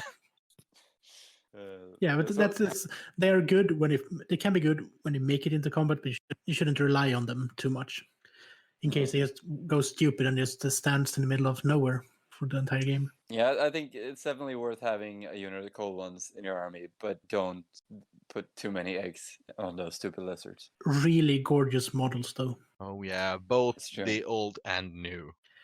I Do can you say mean that the old or the No, the old, ones? not the old, the 6th edition. yeah, The new are the ones we I can. currently have. I'd say that the old metal lizards with the 6th edition riders look really good.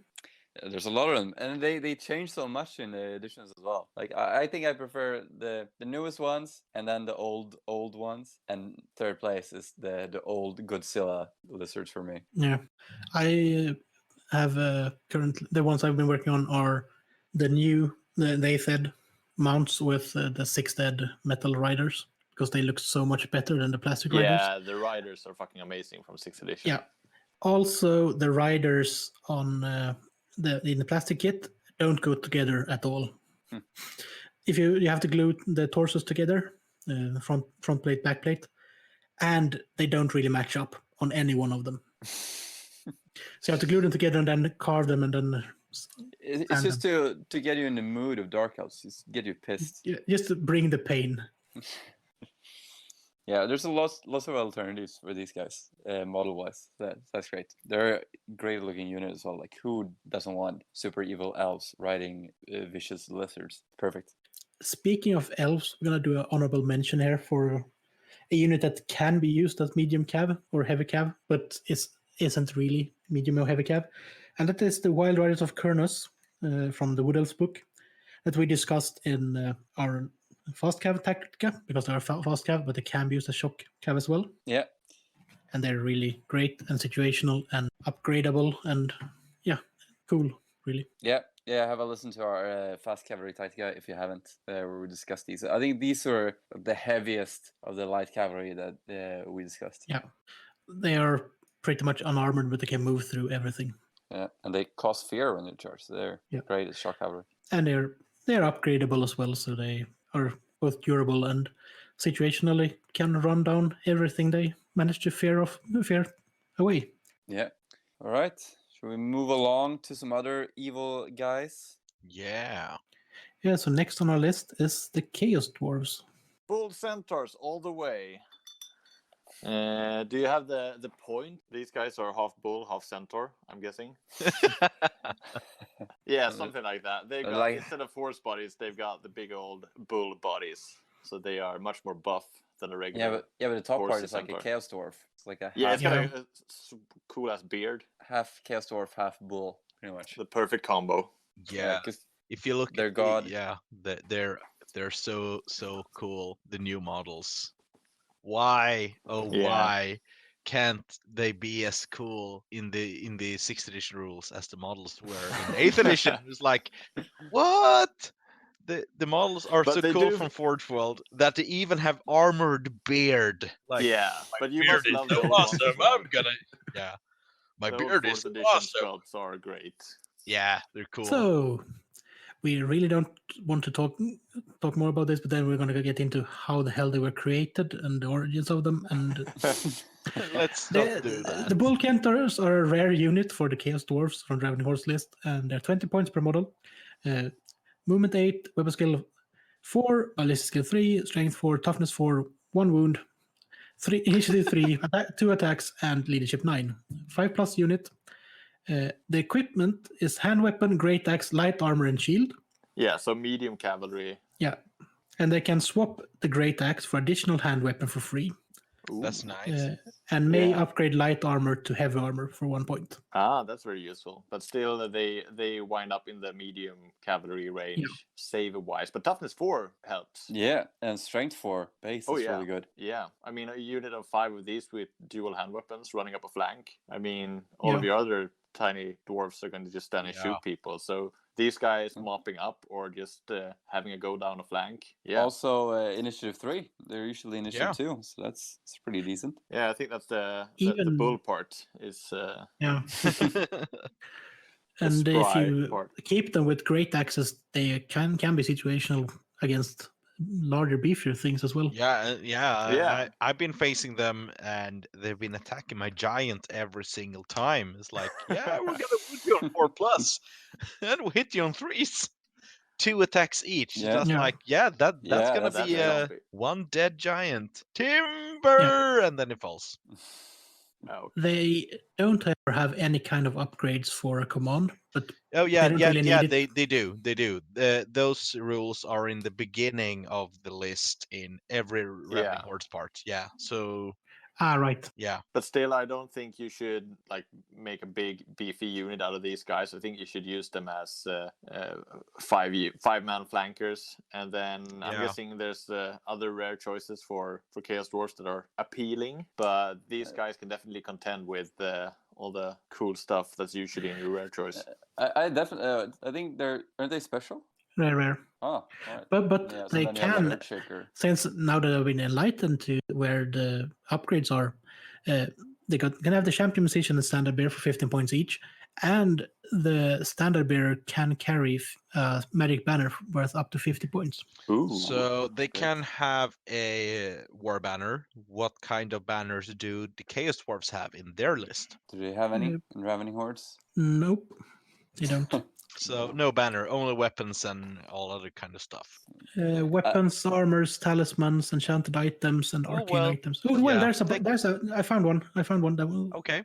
It's the banner of slavery. Orc, goblin, and hobgoblin units within 12 inches of the banner may reroll any failed psychology tests. 50 points. Yeah, so not for these guys.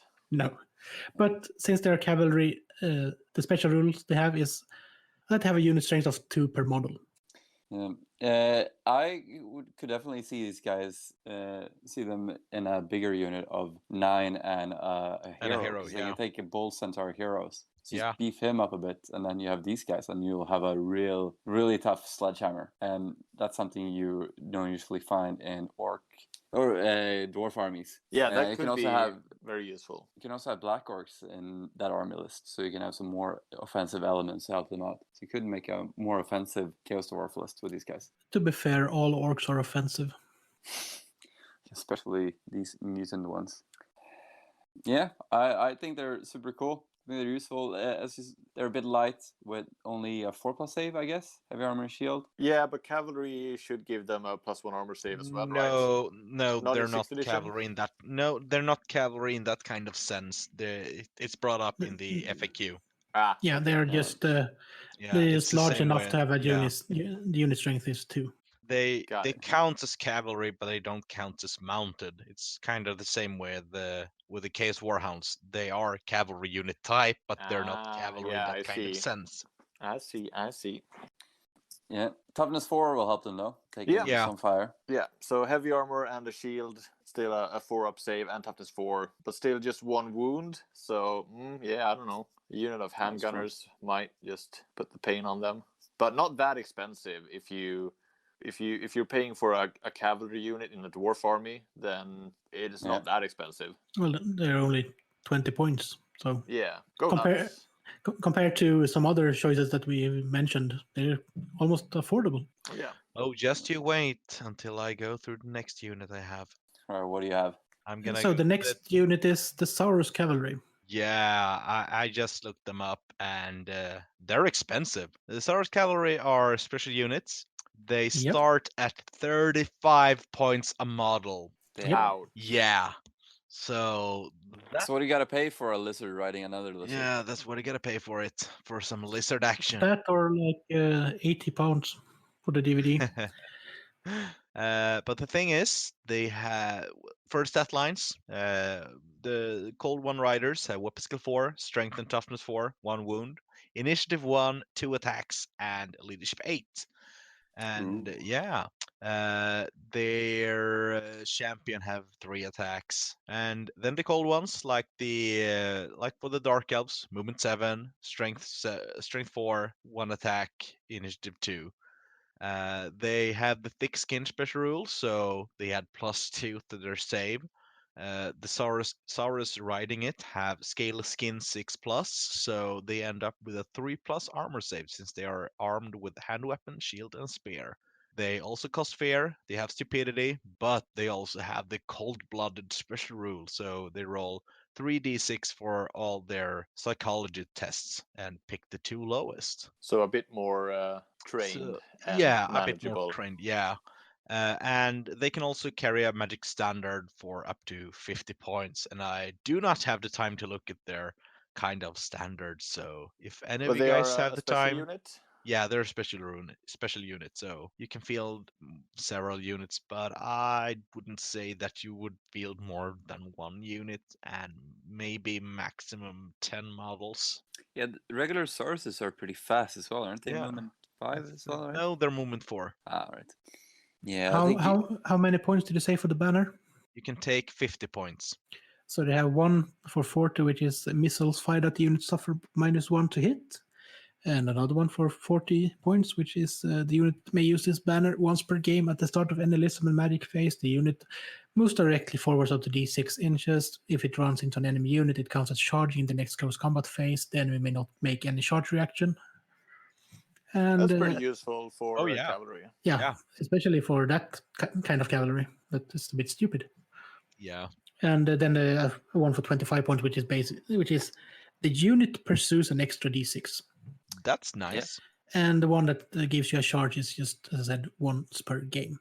So you can't use it every turn, but it is situational if you really want to get a charge off with a fear-causing massive lizard unit. Yeah, it could really throw your opponent off guard as well. Just march up right in front of them and charge, right? All right. Yeah, as you guys said, I don't think you would see that many of them in an army. I think you would have 1 of them, but I definitely think you would have like a 10-man unit. Yeah. To help out with the main attack of your Sauruses. Yeah. And the new models that were released at the end was really, really good looking as well. And they are different. The cold ones are different from the Dark Elves ones, which is a really nice touch. Yeah, I think I prefer the Dark Elf ones. They look more evil. Yeah. Yeah, but they're supposed to look more evil. They are evil. Yeah, these look friendly. They look like some kind of a friendly cartoon lizard. The lizardmen riders, I think. Yeah. There's also a special mention here when we mentioned lizards riding other lizards, and that is a special unit from the Southlands list for lizardmen, the Horned One Riders, and there are skinks riding Horde ones, which are a bit faster, cold ones. Yeah, they don't have stupidity either. Nope. And they're fast cav, I think. The thing though, like you guys said earlier, that you still use the rider's toughness. And skinks are toughness 2, and the cold ones are toughness 4. Yep. That's not very good. No, it's pretty shit, to be honest. Yeah, that's the lizard boys. Yeah, and I'm guessing was Pterodon riders around in 6th edition? Yeah, they were. Yeah, so I'm guessing like you're paying a premium for a unit of heavy cavalry that you might not even need. I mean, your regular Sauruses are pretty good at winning combats, right? Yeah. And you got good magic to help them win combats, so you don't really need a big block of very expensive. And you have skirmishers who can help still you stupid lizards. Get them to combat as well. Yeah, so I'm guessing these guys are for the boys who like lizards on lizards. I'm guessing there's a market for that. So, yeah, definitely not an auto include in a lizardman army, but take them if you like cavalry. All right, should we move on to the heavy cavalry masters? Oh yeah, let's talk some fromage. Cheese. Yes, oui. Oui, the Knights of Bretonia. Yeah, the Knights of Breton. Must say that all weird accents will be cut out. That's nice to hear. Yeah. So this is just going to be silent because all of us have weird accents. This would be highly racist. Should we talk about the lance formation? I think we should do like this. Hello and welcome to this mini army guide to Britannia. None of the peasant units, just all of the good cavalry stuff. We all know that peasant unit just causes your economy to go bankrupt. Yeah, those are shite. But lance formation is basically, instead of having to have, is it 4 guys in a regular? Yeah. So you only need to have 3 guys. Exactly. And in the back ranks, the guys on the edges of the formation can still attack. So you can still make a pretty punchy unit, even if it's just 3 wide. And get your rank bonus. Yeah, minimum frontage, good rank bonus, lots of attacks. What's not to like? It's a bit unwieldy to wheel around, but fuck it, you got horses. You can move around all day. Yeah, I still prefer the earlier versions of the land formation because it looks cool. Where it was, but it's an actual lance point. Yeah. Well, it's like the first rank is 1 model, then it's 2, 3, 4, 5, etc. It looks cooler, but it's very hard to play with those rules.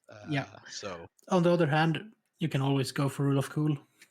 Yeah. No one's gonna stop you. Yeah. And just so people realize how much this formation changes how cavalry plays, there's an entire guide in the Britannia army book on how to use it. Yeah.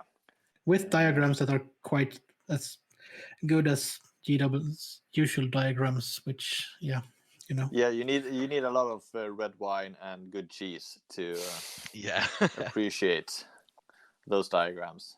But should we start up with the basic bitch boys? Yeah. Errands. The runts. Yeah, these are basically young dudes who have not proven themselves enough to become Knights of the Realm. They come in at 20 points, and for that they have weapon skill 3, basic human stats. Let's just say that. Basic baseline human stats. Hand weapon, lance, heavy armor, shield, and a barded Bretonnian warhorse. And a Bretonnian warhorse that is barded does not suffer the movement penalty of barding. So movement 8, very useful.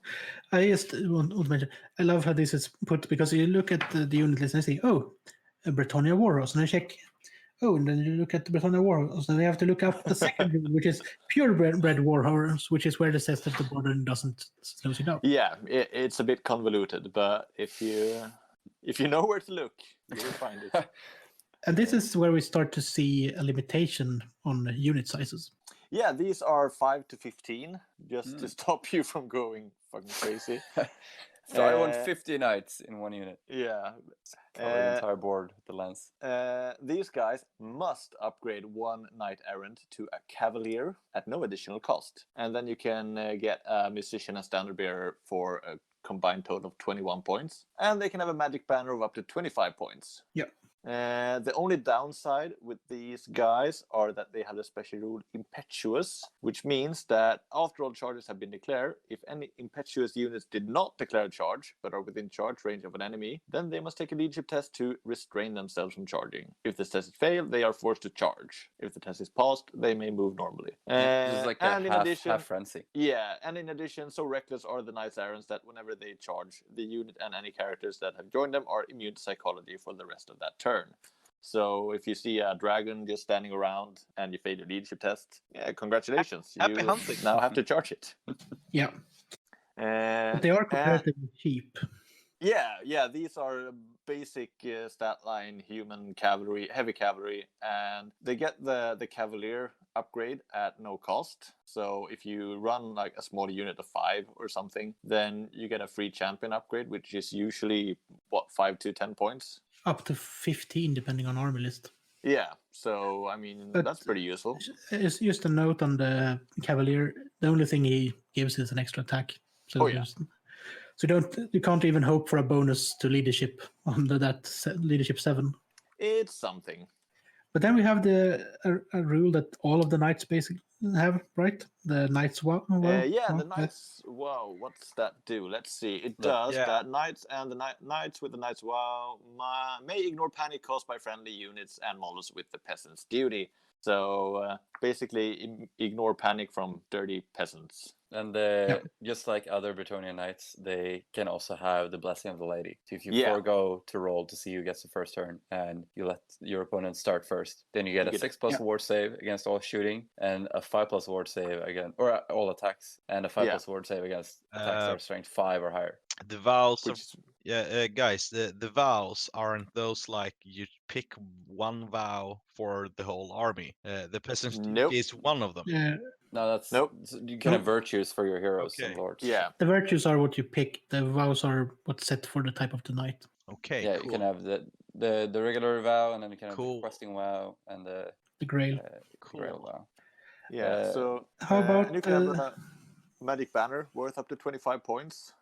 So let's just have a look at what's available. Let's see. Twilight banner, 1 use only. You can move through terrain if you use it in the remaining moves phase, so not in the charge phase. But you can ignore difficult terrain obstacles or any other reductions to movement. You can move through buildings, but you have to end your movement on the other side of the building with the full unit. Yeah. So pretty useful. Yeah, not on a basic bitch unit, but for other units maybe.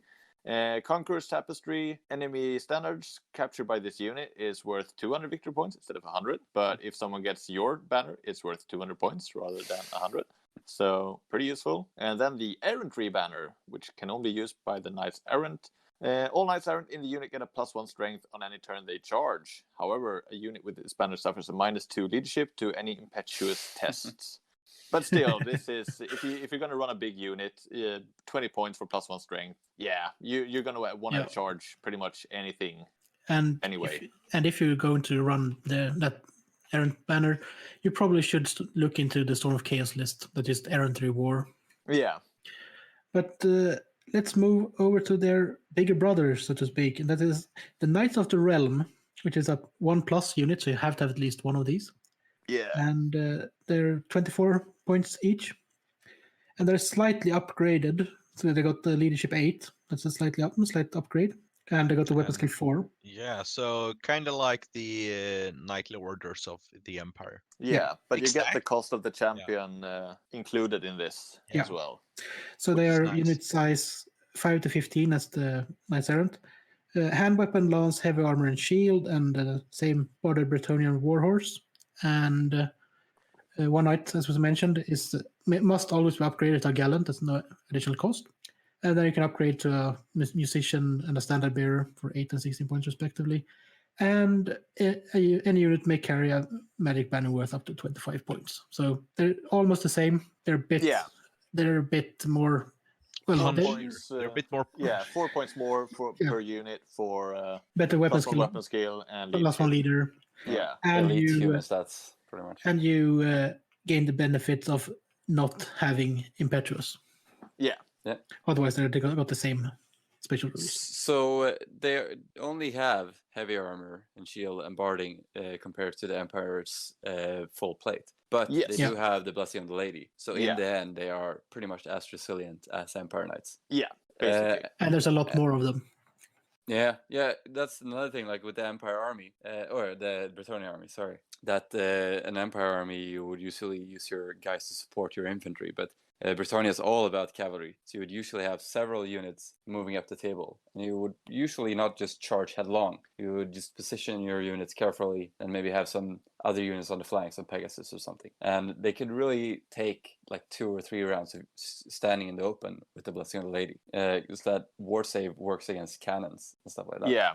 Yeah, that's the bane of heavy cavalry is war machines. And these guys actually do have some protection against war machines. Yeah. So let's move on to the special units, because there are a lot of cavalry units in this book.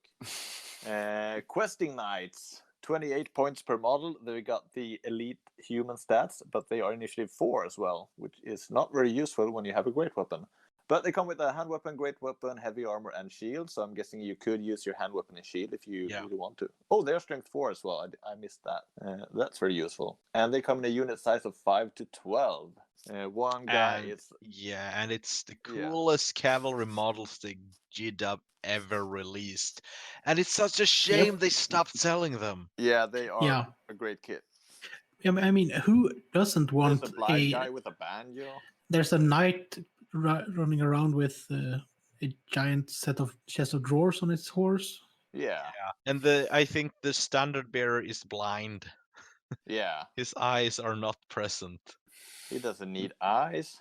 He can ride his horse still. We all know that Yeah. where we are going, we don't need eyes. So these Who guys left have us? the questing.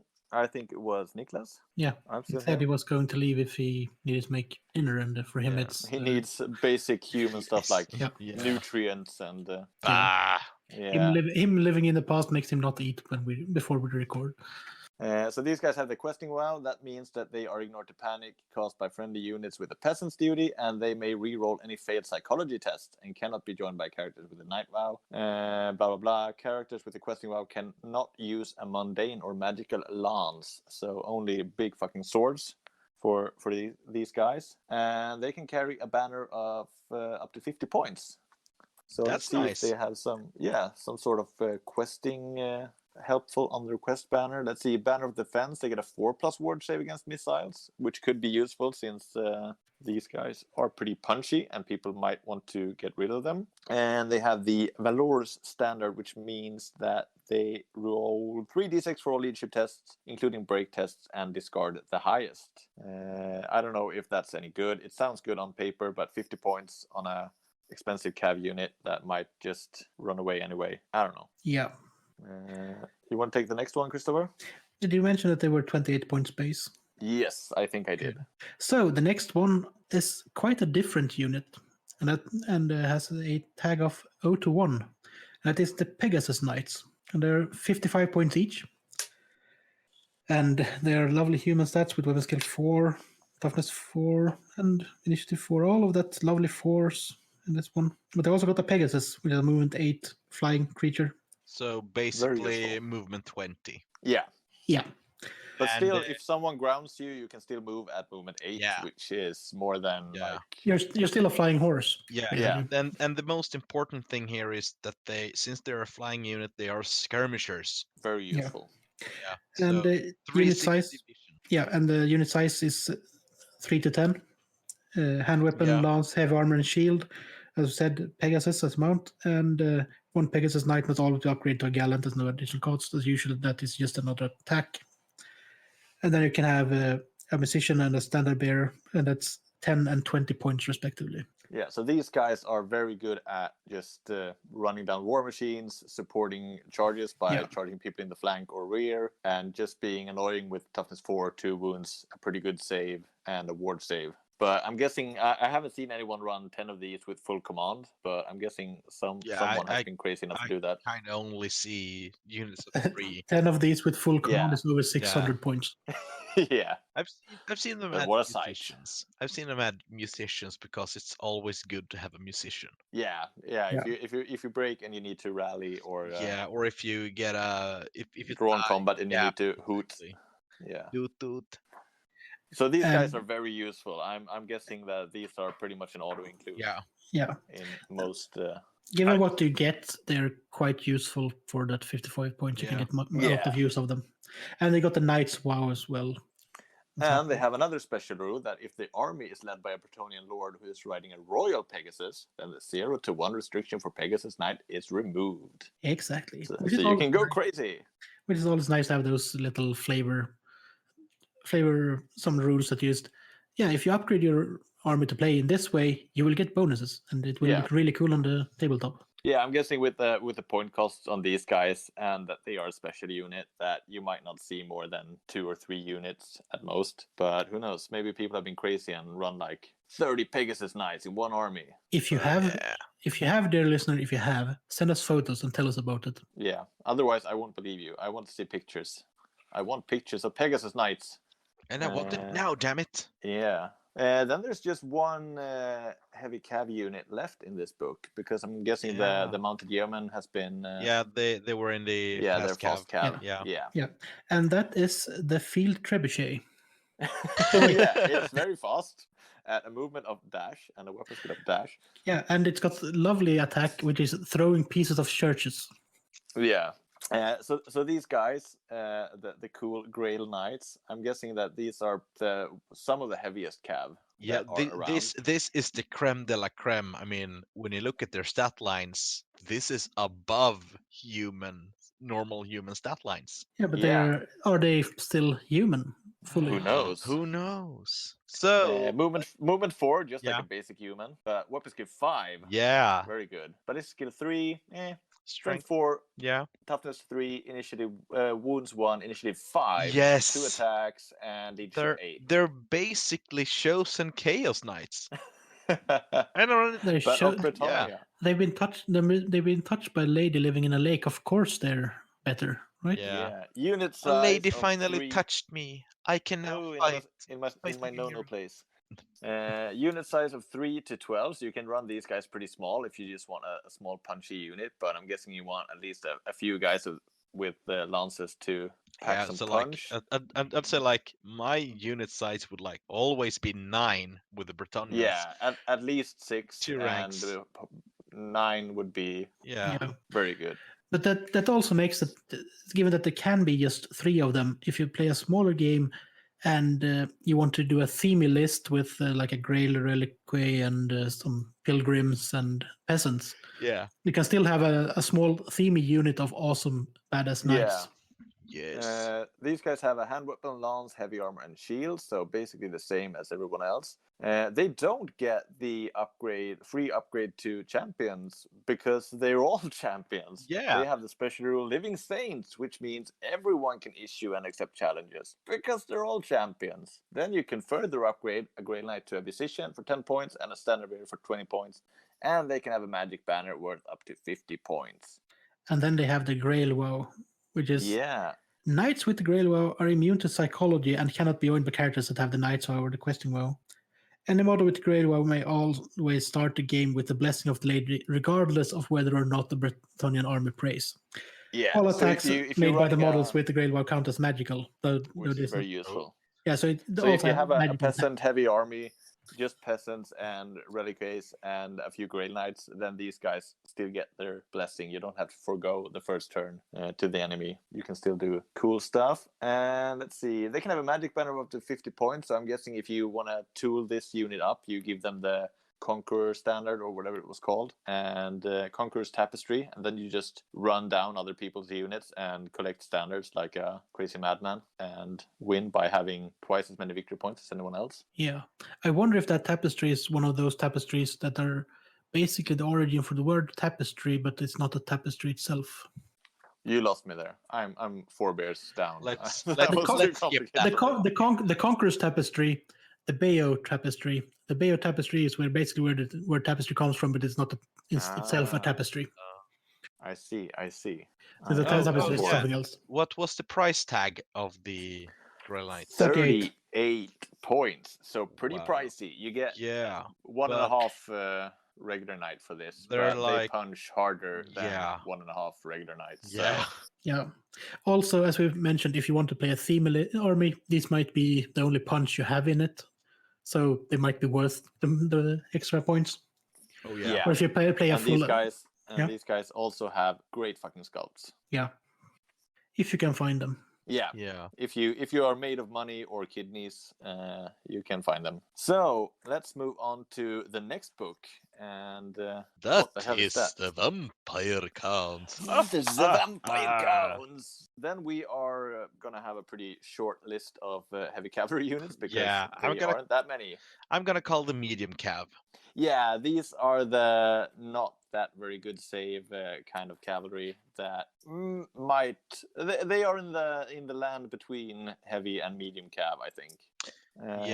The Black Knights are at 23 points per model, unit size 5 to 20. They have movement 4, weapon skill 3, ballistic skill strength 4, toughness 4, wounds 1, initiative 3, attacks 1, leadership 8, etc.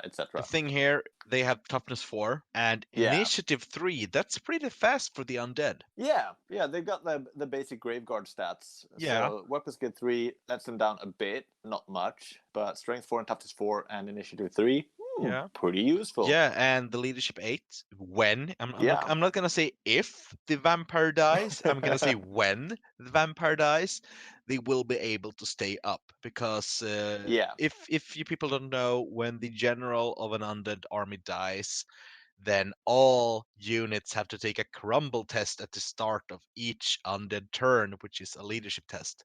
And by the amount they fail, that many models die. So with leadership 8, they will be able to stay up and, well, not alive, but a parody of being alive and kicking. Yeah.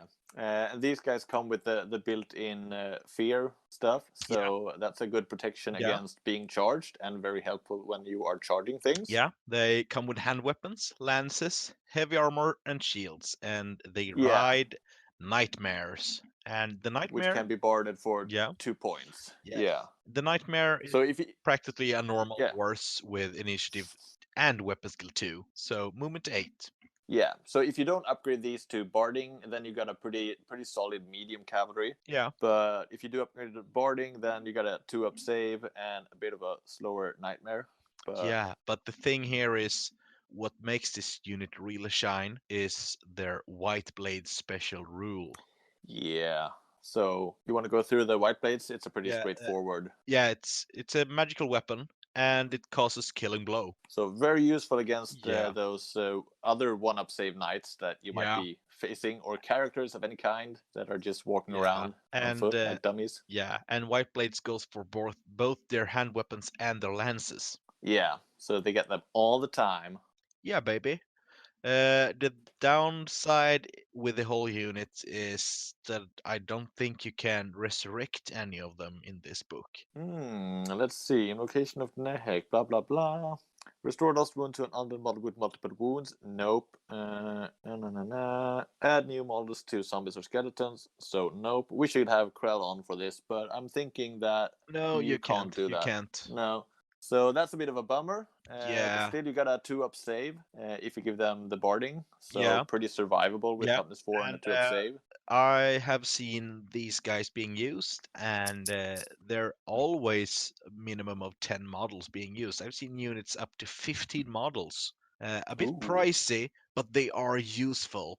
It all depends on the Yeah. rest of the list. I mean, if you go heavy on the undead summoning, I don't see why you shouldn't bring a lot of these guys, because all the plebs like skeletons and zombies, you can summon them. Yeah, and if you splurge for a big unit of these guys, you can give them a magic banner of 50 points. So Banner of Doom for 50 points give the units a 5-up ward save against normal and magical missiles to make them last a bit longer with a 2-up Yeah. save and 5-up ward. Banner of the Barrows, all whites in the army in the unit will hit the enemy on a 3-up, Yeah. regardless of relative weapon skill or any other modifier. Very useful. Yes, I'd say that is the auto include banner. Yeah, I could see if you're running a smaller unit, maybe the Screaming Banner, but that's 40 points, and you really want the bang for your buck with the Banner of the Barrows to avoid the rubber lance syndrome of every cavalry unit ever. Yeah. It So sure helps. yeah. So in an undead army list, this unit is what brings the punch. So you use other units to whittle down the enemy or just tar pit them. But these guys do the punching along with their cousins on foot, the Grave Guard. Yeah, and if you splurge for a big unit of these, like 10 or 15 guys, and you manage to get, let's say you manage to get 12 guys into combat with a regular foot block of infantry, and you win the combat because you punch pretty hard because you're cavalry, you have cause fear and probably outnumber your opponent. Bye-bye. Very useful. Oh, yes. So these guys, while pricey, they are actually, I mean, at 25 points per model with barding, it's not that expensive. And if you bring enough zombies or skeletons, you've got chaff that you can raise to keep people in place to make these guys really hit home hard. Oh, yeah. And their upgrades for musician and standard bearer are very cheap compared to other cavalry points. units. Yeah. So get that. I mean, a musician might be because you're not going to use it to rally. But if it's a drawn combat, you can skeleton hoot someone in the face and make them run away, unless they have a hooter as well. Oh yeah. So That's the only unit in the Vampire Counts book that counts as heavy cavalry. Yeah, because if we were about to talk about the Blood Knight, we would be in the wrong edition. Yeah, and Yeah. we So would yeah, be I'm just gonna out say of money. an honorable mention because the models are swell. The Yeah. Blood Knights for the undead is basically a unit of vampires with 1 wound, and Yeah. they have like 2 or 3 attacks each. Strength 5, they're all bananas. They're basically damn hard hitters. They are very good and very expensive. So, Oh yeah. should we just hop over to another undead unit while we're talking about undeads? Oh yeah. The Skeleton Heavy Horseman No. from the Tome King book. Really? Do we Yeah, have we have to? to. Yeah, Yeah, we we have have to. to. Given that we made an honorable mention to all of the other units in our Yeah. light cav, including all the chariots and everything in the light cav or the fast cav Tactica. But we- their chariots are light cavalry. They Yeah, have the fast they cavalry are. special rule. So, but yeah, Yeah. these guys should The be heavy here. horsemen. The heavy horsemen are interesting. They are 16 points base. So for that you get a weapon skill 2, strength 3, toughness 3, 1 wound, initiative 2, leadership 5 with 1 attack, skeleton. Except for the champion that got 2 attacks. On a skeletal horse, which got massive movement of 8 actually. Unit size 5 to 16, hand weapon, spear, light armor, and shield. Any unit can get the full upgrade of a command and a 25 points magic banner. And the special rules, which are quite obvious, is undead. So now that you mentioned them, now we can move on. Yeah. Yes, please. And check our Fast Cavalry Tactica a few episodes ago for all of the other units that we mentioned in this book. So the next thing should be going through demons, but we're skipping those since they're a special list for Storm of Chaos. As a spoiler for our notes for this episode, or segment, should say, is that it says demons, then a dash, and then it says skipping these for the reasons that Jimmy mentioned. Yeah. And next up is the Centaur. This is a unit for the Beastman. It's a special unit, although being a beast unit, so they don't have the beast special rule like all the other Beastman units do. Anyhow, it's a special unit. The Centaur comes at 17 points each.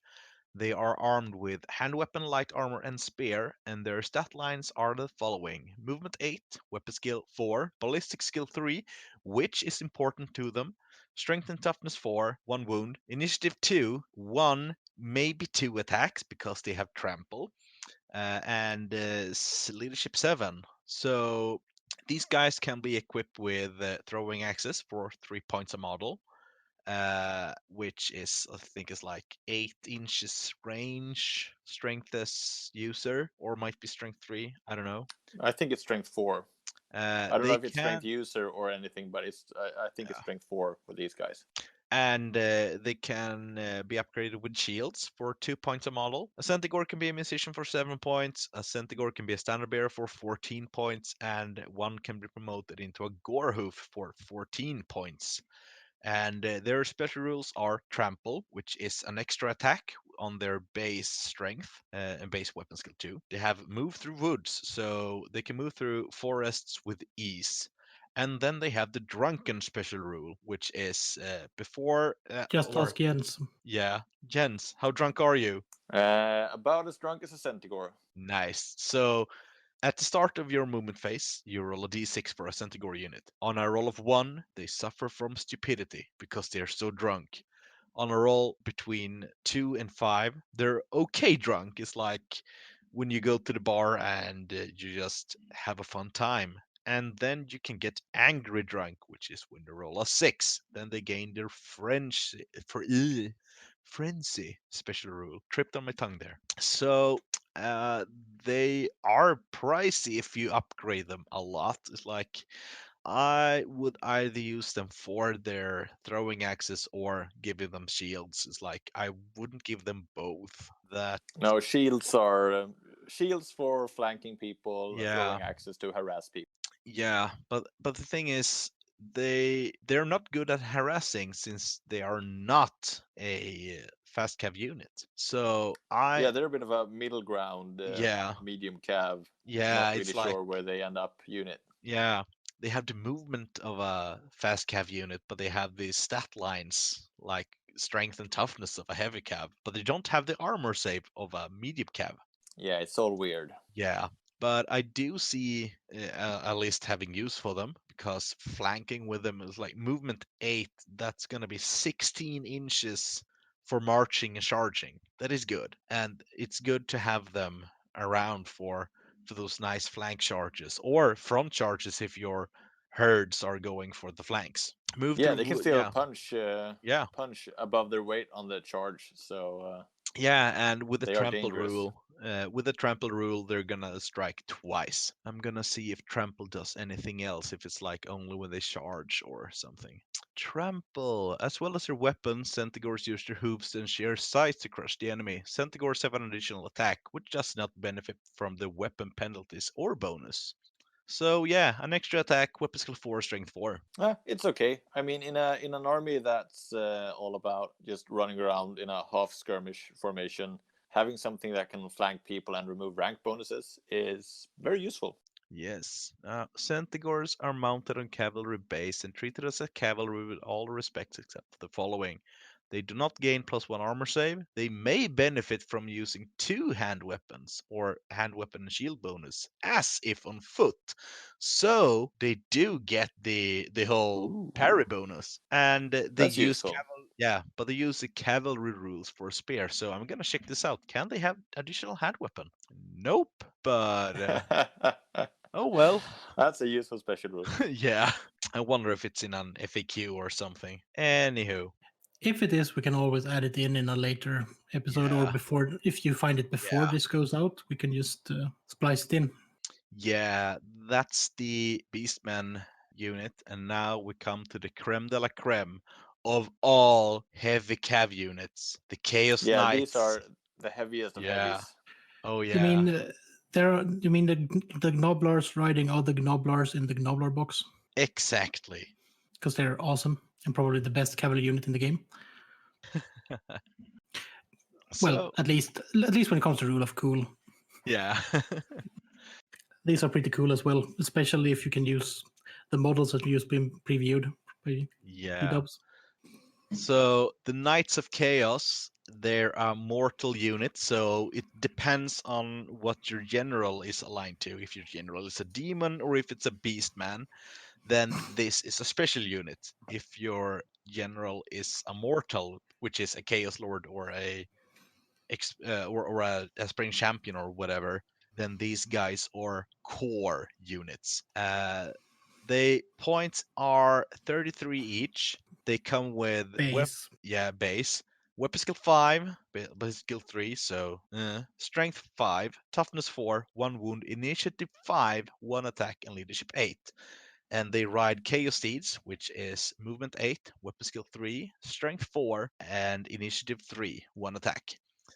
They are unit size 4 plus. They come with hand weapons, heavy armor, shield, and barded chaos steed. So this is kind of meh, but the thing is, one unit can be upgraded into a unit of chaos chosen knights. So the chosen, one unit of chaos knights in the army can be upgraded to a unit of chosen at 12 points per model. This sounds pricey. It's worth it. All models in a unit of a chosen wear chaos armor for a total of 1+ save and have an extra attack on their profile. This is kind of neat. Yeah, this is their base chosen. Yeah. And they can't have any lances or anything, so they just come with these hand weapons. They can carry a unit standard for up to a magic standard for up to 50 points. They can have a musician for 10 points, a standard bearer for 20 points, and a champion for 20 points. Also pricey, but it's worth the price tag. And then we come to the fun part. They come with the Mark of Chaos Undivided, which is they reroll all leadership-based tests, and they can upgrade this mark to the Mark of Sinch, Slanesh, Korn, or Nurgle. So I'm gonna go through the marks a little bit here. If you're a regiment of Nurgle, it costs 50 points. Then they cost Fear. Could be useful. if it's a regiment of siege. In each chaos magic phase, the unit generates an extra power dice. No dice are generated if the unit is fleeing. Then you have the most common one, which is the Regiment of Slaanesh. They are immune to psychology for 20 points. And then we come to the mark that makes them even worse to face. It's the Mark of Corn. So they gain Frenzy. And as long as they are frenzied, they get +1 attack. And in addition, their presence on the battlefield adds +1 dice to the Dispel dice pile. So Yeah. yeah, the unit is gonna be pricey, but it's gonna be worth it. I've faced units of Chaos Chosen Knights several times. Yeah, they And are hard yeah, bastards. they can Yeah. take out most of your army by themselves. It's like Yep. yeah, it's like I usually face 5 models. 5 are enough. If you can't kill them before they come to you, you're toast. And often they have like flanking support by Marauder Horsemen or Chaos Warhounds. But the thing is that they hit so hard because strength 5, that's gonna wound most units on 2+, others on 3+. They can fight monsters. They have 2 attacks each, and if you don't want to pay the full price tag for, it's going to be 45 per model if they're chosen. But if you want to go for the cheaper route, you just take the Mark of Corn for them. Yeah, But they get a lot of attacks and they hit hard, but they yeah, can soak up some punishment with their 2-up save or one 1-up save. yeah, certainly. But the fun thing here is, like I said earlier, they can be used as a core unit, so you can have a fully Cavalry Chaos Knight army. Well, you can have a fully Cavalry Chaos Knight army that's almost one unit if you want to. Yeah, pretty much. And it's not uncommon to add a hero or a lord to the unit. It's like they're great bodyguards, and along with the lord, my god, they're gonna break so much havoc. Yeah.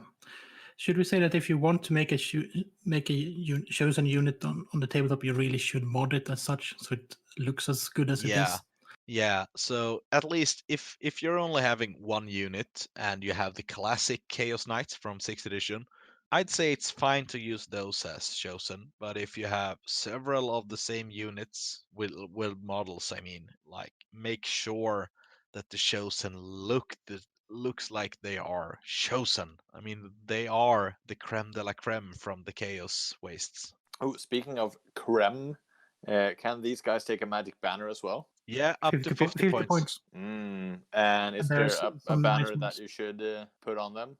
Yeah, let me check. There are actually a few, but they're all very pricey. So yeah, they're all pricey. All they're all 50 banners points at are this point. all banners are 50 points. We have the Banner of Rage. Except the Banner of the Gods, which is Yeah, 125. Yeah, so Banner of Rage, characters and units with the Mark of Chaos, with the Mark of Corn only. This banner contains the souls of the Blood God's most bloodthirsty champions. It radiates the bloodlust and driving those who fight beneath it into a frenzy of destruction. The model in any unit he is with may reroll failed break tests and will not lose their frenzy if beaten in close combat. So that's a good banner. So did anyone here remember that nifty little elf banner now? That's one of the few ways of Yeah. countering this.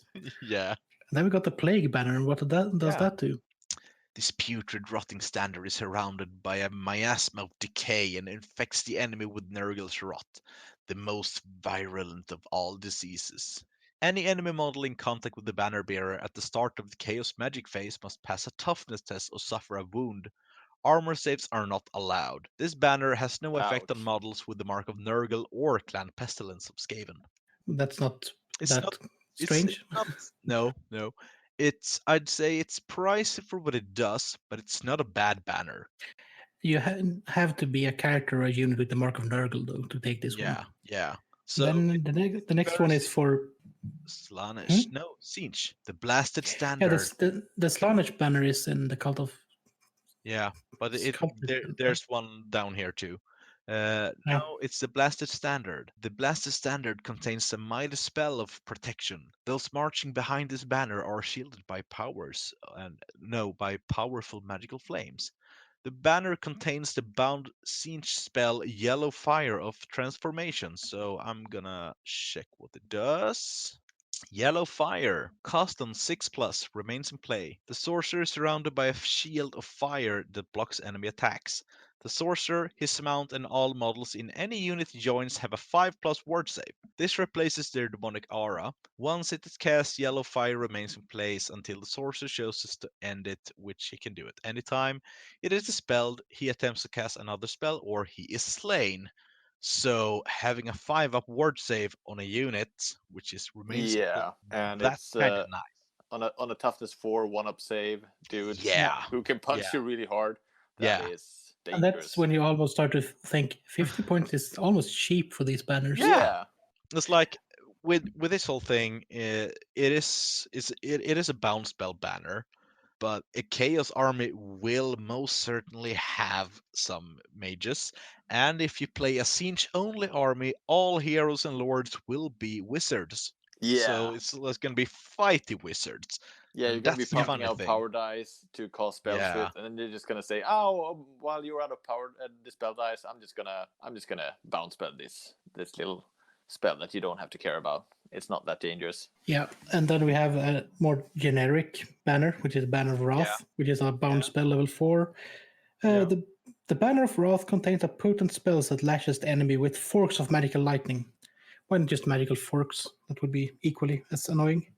The banner contains a bound magic missile with a range 24 inches, causing D6 strength 4 hits.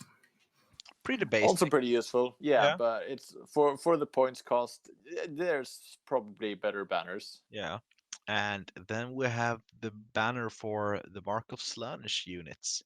50 points too. The Rapturous Standard. Imprisoned within the Rapturous Standard are the souls of Slaanesh's most adorant worshippers. The model in any unit he is with counts as having the demonic gift Soporific Musk. So let's see what it does. Soporific Musk, enemies close to the demon find their minds confused and their limbs heavy and slow. Any models in base contact with one or more demons with Soporific Musk halve their weapon skill and initiative rounding up. Which in most cases gives them weapon skill 2. So they will be hitting the knights on 5+. That's not bad. That's actually really good. Yeah, that's probably worth 50 points. Yeah, I think we should go through the Beasts of Chaos banners too, because these guys can carry those too. But yeah, that's the Chaos Knights unit choice, and they're, in my eyes, the most potent of all heavy cavalry. Yeah, very creamy. They have one job, and it's striking you in the face with their weapons. Yep. And looking good while doing it, because most, if not all, of the Chaos Knight models have been really good looking, especially those that were not Legion, but God-specific ones, the Nurgle ones. There are no God-specific models, only conversions. I might be thinking of characters, actually. You might be thinking of the character, and I have seen a unit built by only this character. Yeah, that might be what I'm thinking of. Yeah. Still, it was a worthy effort for whoever did that one. Oh, yeah. So let's just have one final honorable mention here, and that is for a unit that was only released by Forge World, and those who know about this unit or have been using it if they use this army, because that is the Rhinox Riders from the Ogre list. And it's an honorable mention because it's not really in the army book, and few people use it. Yeah, very few. But there are ogres on giant woolly rhinos. Yeah, I think they are able to be used as dogs of war, right? So anyone can take them. Yeah, I think so. But I'm going to check while I have them in front of me, because they're with a special character as well. What the hell? What the hell? Go through them. The Rhinox Riders are ogres so they are weapon skills 3, strength 4, toughness 5, 5 wounds, 3 attacks, and leadership 7. And the Rhinox Comes in 2 versions, and the only thing difference is that the small one have a weapon skill 3, the larger one has a weapon skill 4, strength 5 and 6 respectively, and 3 and 4 attacks respectively. There are 100 points per model. Unit size 1 to 3. Weapons and armor is light armor, ogre, clubs. Special causes fear, bad tempered, thunderous charge, single-minded, bull rhinox, and dogs of war. Rhinox riders are cavalry and wear light armor. Combined with a thick hide of Rhinox, this gives them a 4+ armor save, so they are medium cav in quotation marks. Each Rhinox rider has a unit strength of 4, and the bull Rhinox riders have a unit strength of 6. Rhinox riders are based on a 50 mil base, and the bull Rhinox are on a chariot base. Man, these were basically released for 2 weeks before 7th edition or something, right? Yeah, they were released late Yeah. 6th edition. There's a character going along with these, and these are going to get another mention in an ogre special in the future, I hope. Any unit may be given Iron Fist for 10 points per model. That is their upgraded secondary weapon. The ogre Rhinox riders may benefit from the armor save granted by an Iron Fist in close combat attack as normal, but may not use it to gain +1 attack. Oh, so I can only get the armor save.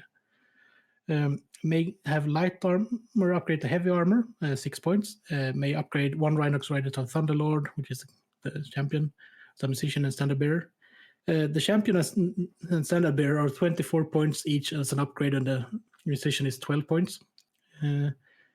May have 50 points of magic banner, and any Rhinox in the unit may be upgraded to bull Rhinox at 45 points. However, Thunderlord's Rhinox must be upgraded first, and these were the ones that goes on chariot bases instead. And those were real big. Yeah, so you can have three of those if you want to. But as we said, they're 100 points base, these. So, yeah, they are not cheap. No, and then we have the entire page of special rules for them. They cause fear. They're bad-tempered, which is even Rhinoxes that have been broken by their riders have a temper shorter than a pygmy's thumb. If there is an enemy model that is an eligible target for the Rhinox rider's charge during the declare charges part of the movement phase, it must immediately pass a leadership test or declare a charge. If there is a choice of models to charge, then the controlling players may choose freely between them. So that's quite nice, at least, that they may choose. Yeah, that is a bit more useful than the Knights Errant version of the have to charge closest no matter what. Yeah. Thunderous charge, even a single Rhinox rider in full charge has terrifying sight, the ground itself trembling as the cave beast thunders into the ranks of the foe. On any turn when all models in a Rhinox rider unit charge more than 7 inches, each model causes D3 impact hits at the basic strength of the Rhinox or bull Rhinox. And they will be doing this pretty much every time if you're using the right. Yeah, and the basic strength of the bull Rhinox is 6. Ouch. 5 for the regular one, but still. Single-minded, once a Rhinox has started to move, it is difficult to get it to stop. Well, it is a giant woolly rhino, so this rarely interferes with the Rhinox rider strategy, which usually consists of head down and charge. A unit of Rhinox riders may not change formation at all unless they spend their entire movement phase reforming. They may not wheel more than once in any given turn. They still get a free wheel to align in combat to their enemy. Bull Rhinox, a full-grown Bull Rhinox is roughly the size of a steam tank and almost as difficult to stop. Bull Rhinox can cause terror instead of fear and are large targets. Enemies firing at units of Rhinox and comprising of Rhinox and Bull Rhinox must nominate which they're firing at before resolving their shots. Dogs of War, though rarer even than the most far-traveled man-eaters, Rhinox riders are mercenaries and sell swords to a man. Units of Rhinox riders may be included in non-iron skin ogre armies, taking up a rare and a special choice. A single unit may be included to non-ogre kingdoms armies too. This includes Dogs of War armies, but will take up 2 rare choices instead. Yeah. So these guys are the heaviest. Yeah, they're heavy. Yeah.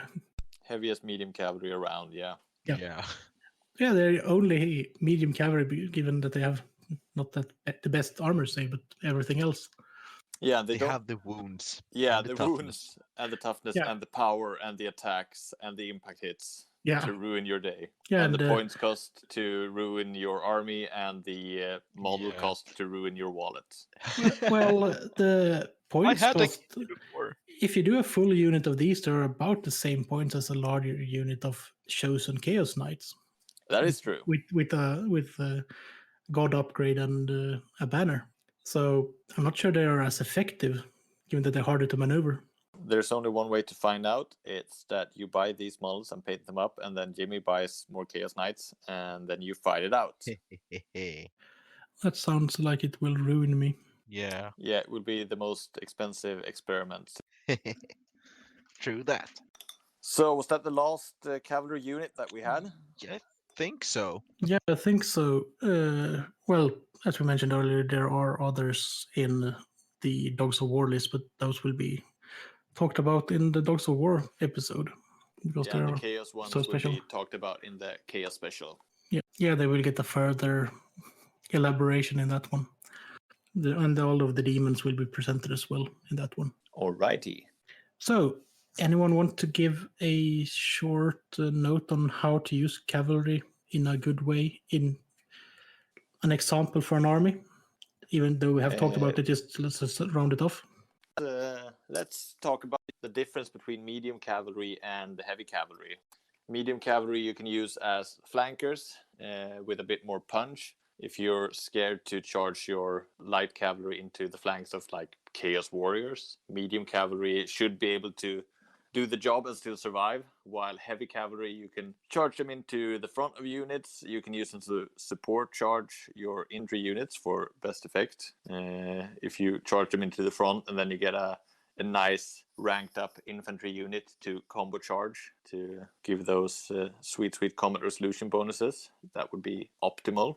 But basically use them as either big smashy hammers where you tool the unit up to be at least 10 or 12 strong with full command and maybe a magic banner, or use smaller 5-man units to flank or support or just scare off other small units because you can punch harder than them, hopefully. Jimmy, how would you use like Orc and Goblin cavalry, which are a bit more unreliable with the Yeah, well, I have like 25 boar boys lying around waiting to be painted, so I will field 2 units in big games, but I would say I'm gonna feel like 10 of them going for mid army to flank attacks, depending on what kind of character I use in the army. If I use a black orc on a boar, I will most certainly put him along with these guys and have them go up the center.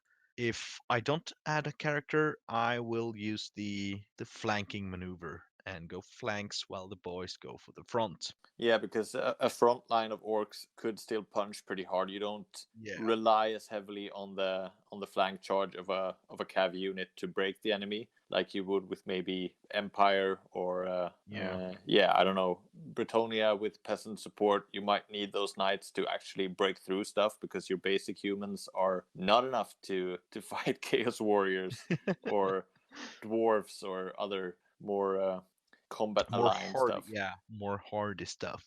Because luckily orc boys have toughness 4, so they can take a punch unless the enemy have like great weapons.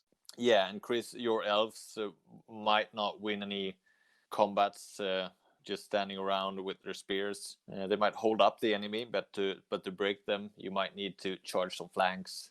Yeah, that's probably the best use of silver helms in small units. You don't really even need to take in any command for them because that's just a waste of points in that role. Yeah, but a 10-man unit of Dragon Princess charging a pretty decent sized unit in the front could still break them with some good dice rolls. But the general tactic is, one of the most common tactics is that they use something like spearmen to tie them up and then flank charge them to negate their bonuses. Yeah, but if you can use a fully cav high elf army as well, it just requires more thought. Yeah, I would say that if you're using heavy cavalry units as a hammer, do the math in your head before you charge a unit Take to the front. meth to the head. Yeah, do some math. However you want to do it is fine, but make sure that you have I was a decent gonna chance. say, isn't that just like playing eighth? Using math, I'd say that's No, not math. They doing don't- math. They can't do Meth math. is more like Yeah. meth is more like ninth age. Yeah, No. That's way worse than meth. yeah, Oh. that's like Russian crocodile. Isn't it like bath salt when you end up in a ditch trying to eat a hobo? Yeah, let's say like 6th edition is using math. 8th Suddenly we edition is using math. became a Slaneshi podcast. Oh yeah. So, as we said, take these. If you have any comments on how to use 6th Ed Cavalry, send them in because we want to hear other opinions and other thoughts. Good night for this Bye-bye. one. Bye. Time have ended, and the realm of elf, dwarf, and man shattered. But in our hearts, the old world lives.